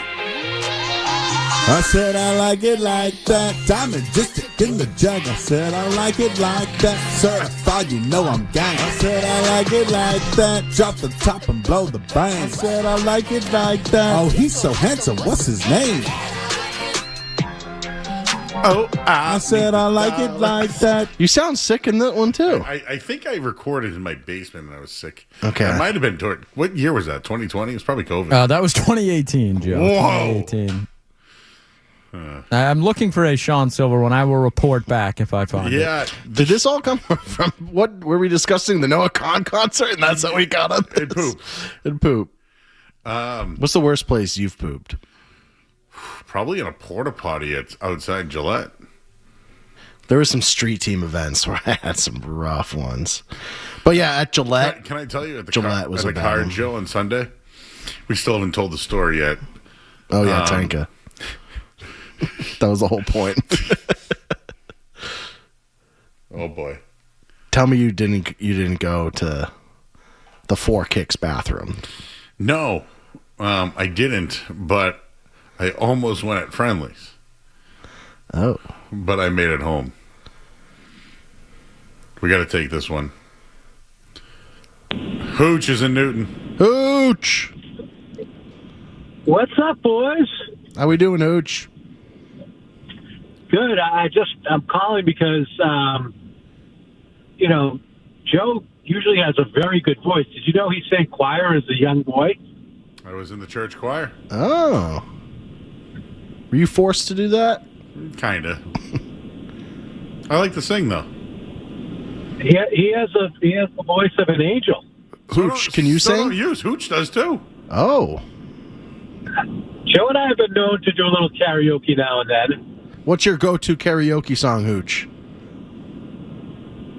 Probably Piano Man, Billy Joel. I've heard it. Hooch, can you just give a memoriam a bit for Golden Temple and Hooters, which is closed this past week? That was, yes. Sadly, the whole Polynesian Chinese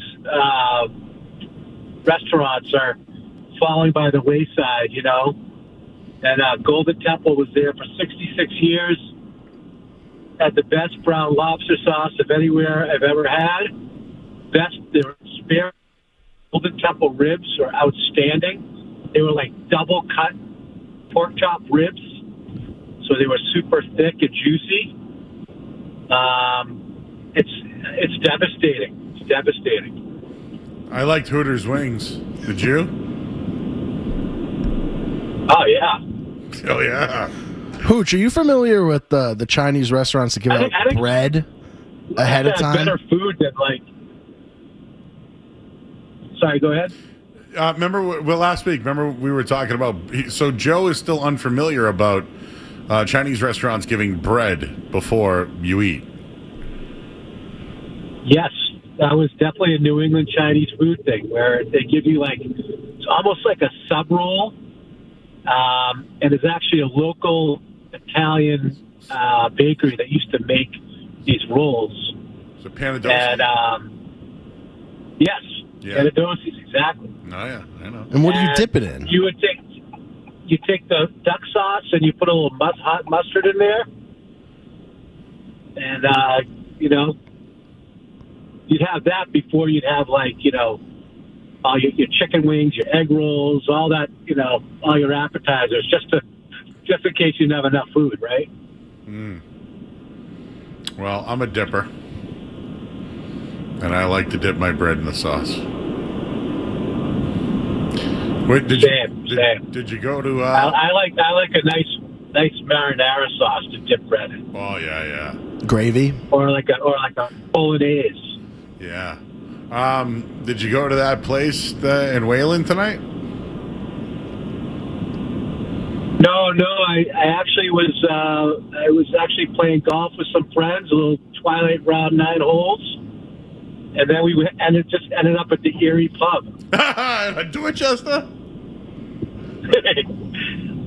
Good burger there. Good burger at the Erie Pub, huh? Yeah. But I just think you guys, should listen to Joe belt out a couple songs. He's really got a good voice, to be honest. Thank you, Barry. I appreciate that. Those were from 2018, and we're going to do songs of summer. Barry, do you have a song of the summer so far? I'm more like a jam band guy, so, the Allman Brothers, like Blue Sky, something like that. What's that Tedeschi band new song that was that we watched on the Tonight Show or whatever? Oh, yeah, it's Future's Got Soul. Future's Got Soul. I love that song. Future's got soul in it. The future's maybe got soul. Maybe I'll see Skaz's dad at a Tedeschi Trucks Band show. I think there's a very good chance of that. Skaz, have you ever seen them? I have. It's been a while, but yes, I've done it. I've seen them. They're tremendous. I think. I mean, honestly, they're like a 12-piece band. So, how many bands are there like that today? And if you think financially what it takes to run a band like that, they're just all about putting out good music. So they're awesome. Hey, have you ever been to that place? Your dad's got good taste in music. You think you'll ever go to that place called Lucy's across the street from Erie Pub there? You ever see that? I did see that. Yeah, it looks pretty cool, actually. Like a cool sports bar. Never been. Lots of big TVs, and there's also a pizza place right next door too. Oh boy! All right, that looks pretty good. All right, Hooch. When are we? All right, buddy. We're going clamming soon. Can you count me in? And I just want to give a shout out to the original clam man. My Uncle Bobby, who passed away on Sunday, loved his clams, and he's going to be missed. So, big shout out to Uncle Bobby. And that was your dad's brother? It was, yes. Well, we salute the Hooch family for everything that they have done, and of course everybody at Mr. Sid as well. Thanks, Hooch. Thanks, love you guys. All right, Bye-bye. buddy, love you, man. Thank you. Hooch can sing. I think we need a duet. You and Hooch versus me and Derek. Did you know that 2-on-2 battle? Done. Shallow versus. Tell me something, girl. Are you happy in this modern world? We still haven't told the story yet. Of Tanka. Yeah, we got to get to Tanka. We have to go to break. But did you know that Sean Silver and I, at one of Beatles' karaoke's, I can picture that. we sang Traveling Wilburys. And trying to remember the song that we sang that because there was a couple of them. Joe, you and I should be embarrassed of what took place at Tanka over the weekend. I am. Your poor friend Sarah. Yeah. She just watched us. No, I'm talking about, well, there's plenty of reasons to be embarrassed, but I'm talking about Sean Silver dusted us. Oh, in food. Like, I was like, who's this skinny guy? Thinks he's going to out-eat us? All right. We don't have much time. Wasn't even close. Skaz, should we let Derek do the headline now or break? We'll break. He'll do an in-between break headline. The classic Joe Murray. The Red Sox lost. They stink. Mexico's up 2-0. Anything else? Nothing? Crickets? Nothing. We'll take a break. You'll hear the headline, and then we'll tell you our story from the weekend. Bye. Don't go anywhere. There's more Joe Murray. On the way on 98.5 The Sports Hub.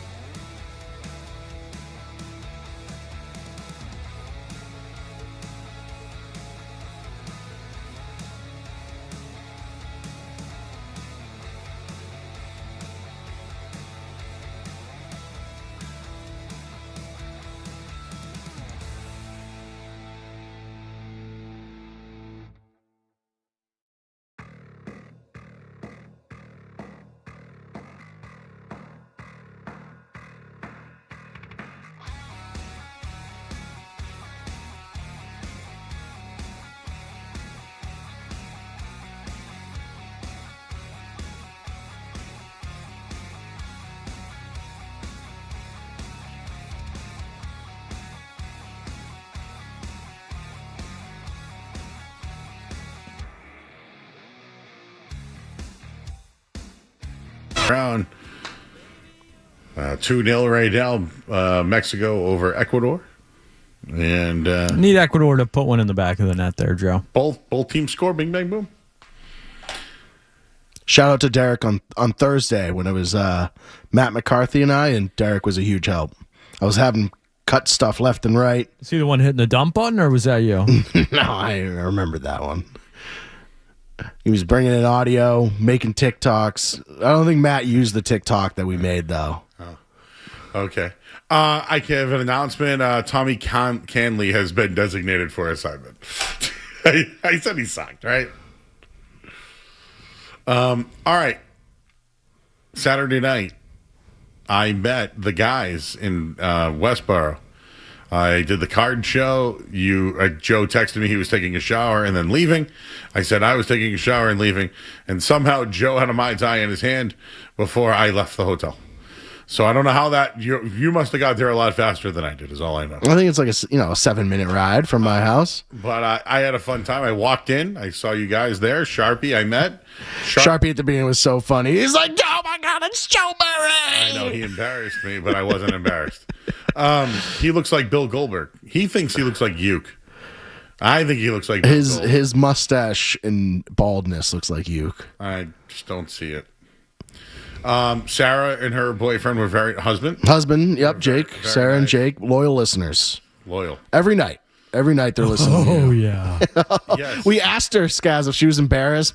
She's like, at first I kind of was, but now it's funny. Yeah, we love Sarah. Who else? Sean Silver's the star of the show. Sean Silver was the star. We had Sharpie, G, Andy, and Lauren also joined. G was Sharpie's friend. Yes, they're best friends. He has a tiki bar. These are all my dad's friends, by the way, for the people who don't know. My dad just was in Maine, so he couldn't make it. Me and Paul will be at the next one. Yeah. We're a bad duo, me and Paul. Joe had a sweat rag. So here's the thing: I shouldn't have Paul Thompson? showered. What are we I talking shouldn't here? have showered before I went because I arrived all sweaty and they didn't have AC in there. So You're saying the shower didn't take? I take scorching hot showers. Out on scorching hot. Really? They just relax me. I don't know why. Even in the summer. Maybe at the end I'll do a little cold, but yeah. So I arrived already hot and they had no AC in there. And Skaz, I was cooked, as the young kids say. So we ordered. What did we order? So much food. 2 poo-poo platters. Yep. Noodles, rice, Peking raviolis, spicy wings. Oh, the wings were spicy. And Sean Silver was a vacuum, dude. That dude. I mean, I ate a lot, and I told you I didn't poop the next day, and I was feeling it. Sean was eating the entire, maybe until like the last half hour. We were there like 2.5, 3 hours. Sean Silver can eat some food. I mean, he is 6'3" or 4" or whatever the hell he is. 6'4" menace from East Dennis. He might have looked a little taller that night. He was tall. He's tall. He's skinny too. And I was like, this guy's got no shot. We were teaching Joe about grunge music, which took forever, and he's still trying to understand it. Pearl Jam. That's my line in the sand. Yeah. After Pearl Jam, Sean says things changed. That's all I remembered. After Pearl Jam, Alice in Chains, Nirvana, Soundgarden, yes. And I tried to tell you that it was SDP and Bush, and Smashing Pumpkins, and then rap. But Joe was talking to everyone individually, which is the funny thing. Yes, you had a combo with Lauren, G, Sharpie, Andy, just all talking to him. So I tried to have an intimate moment with every person. Who'd you connect with most? For some reason, it was probably that guy G. G's probably secretly your biggest fan. He's what's the word we call Celtics people? Green teamers. What's a Bruins version of that? He's a hockey harder. Yeah, he bleeds green and gold. Yeah, black and gold. But he's talking minor league hockey with you at some point. All right, sorry for those that couldn't come on tonight. We had more important things to talk about. And this hour of the Sports, of course, is brought to you by Valvoline. Oil Change. Enjoy quick and convenient vehicle maintenance this month. Visit oilandolchange.com. You can save 50% off your next drive through oil change at Valvoline. Oil Change, the official oil change of busy people. Thanks, Derek, Skaz. Joe, do you want to send us home tonight? I would love to send us home. We're going to go inside, outside, inside, outside. We're going to give him a run. And once we get him on the run, we're going to keep him on the run. And then we're going to go, go, go, go. We're not going to stop till we reach that goal line. They can't lick us. This team, they say, is good men. But I think Derek Olsen, James Scaramazino, Joseph Ariano, and Joe Murray are better. What do you say, men? Yeah.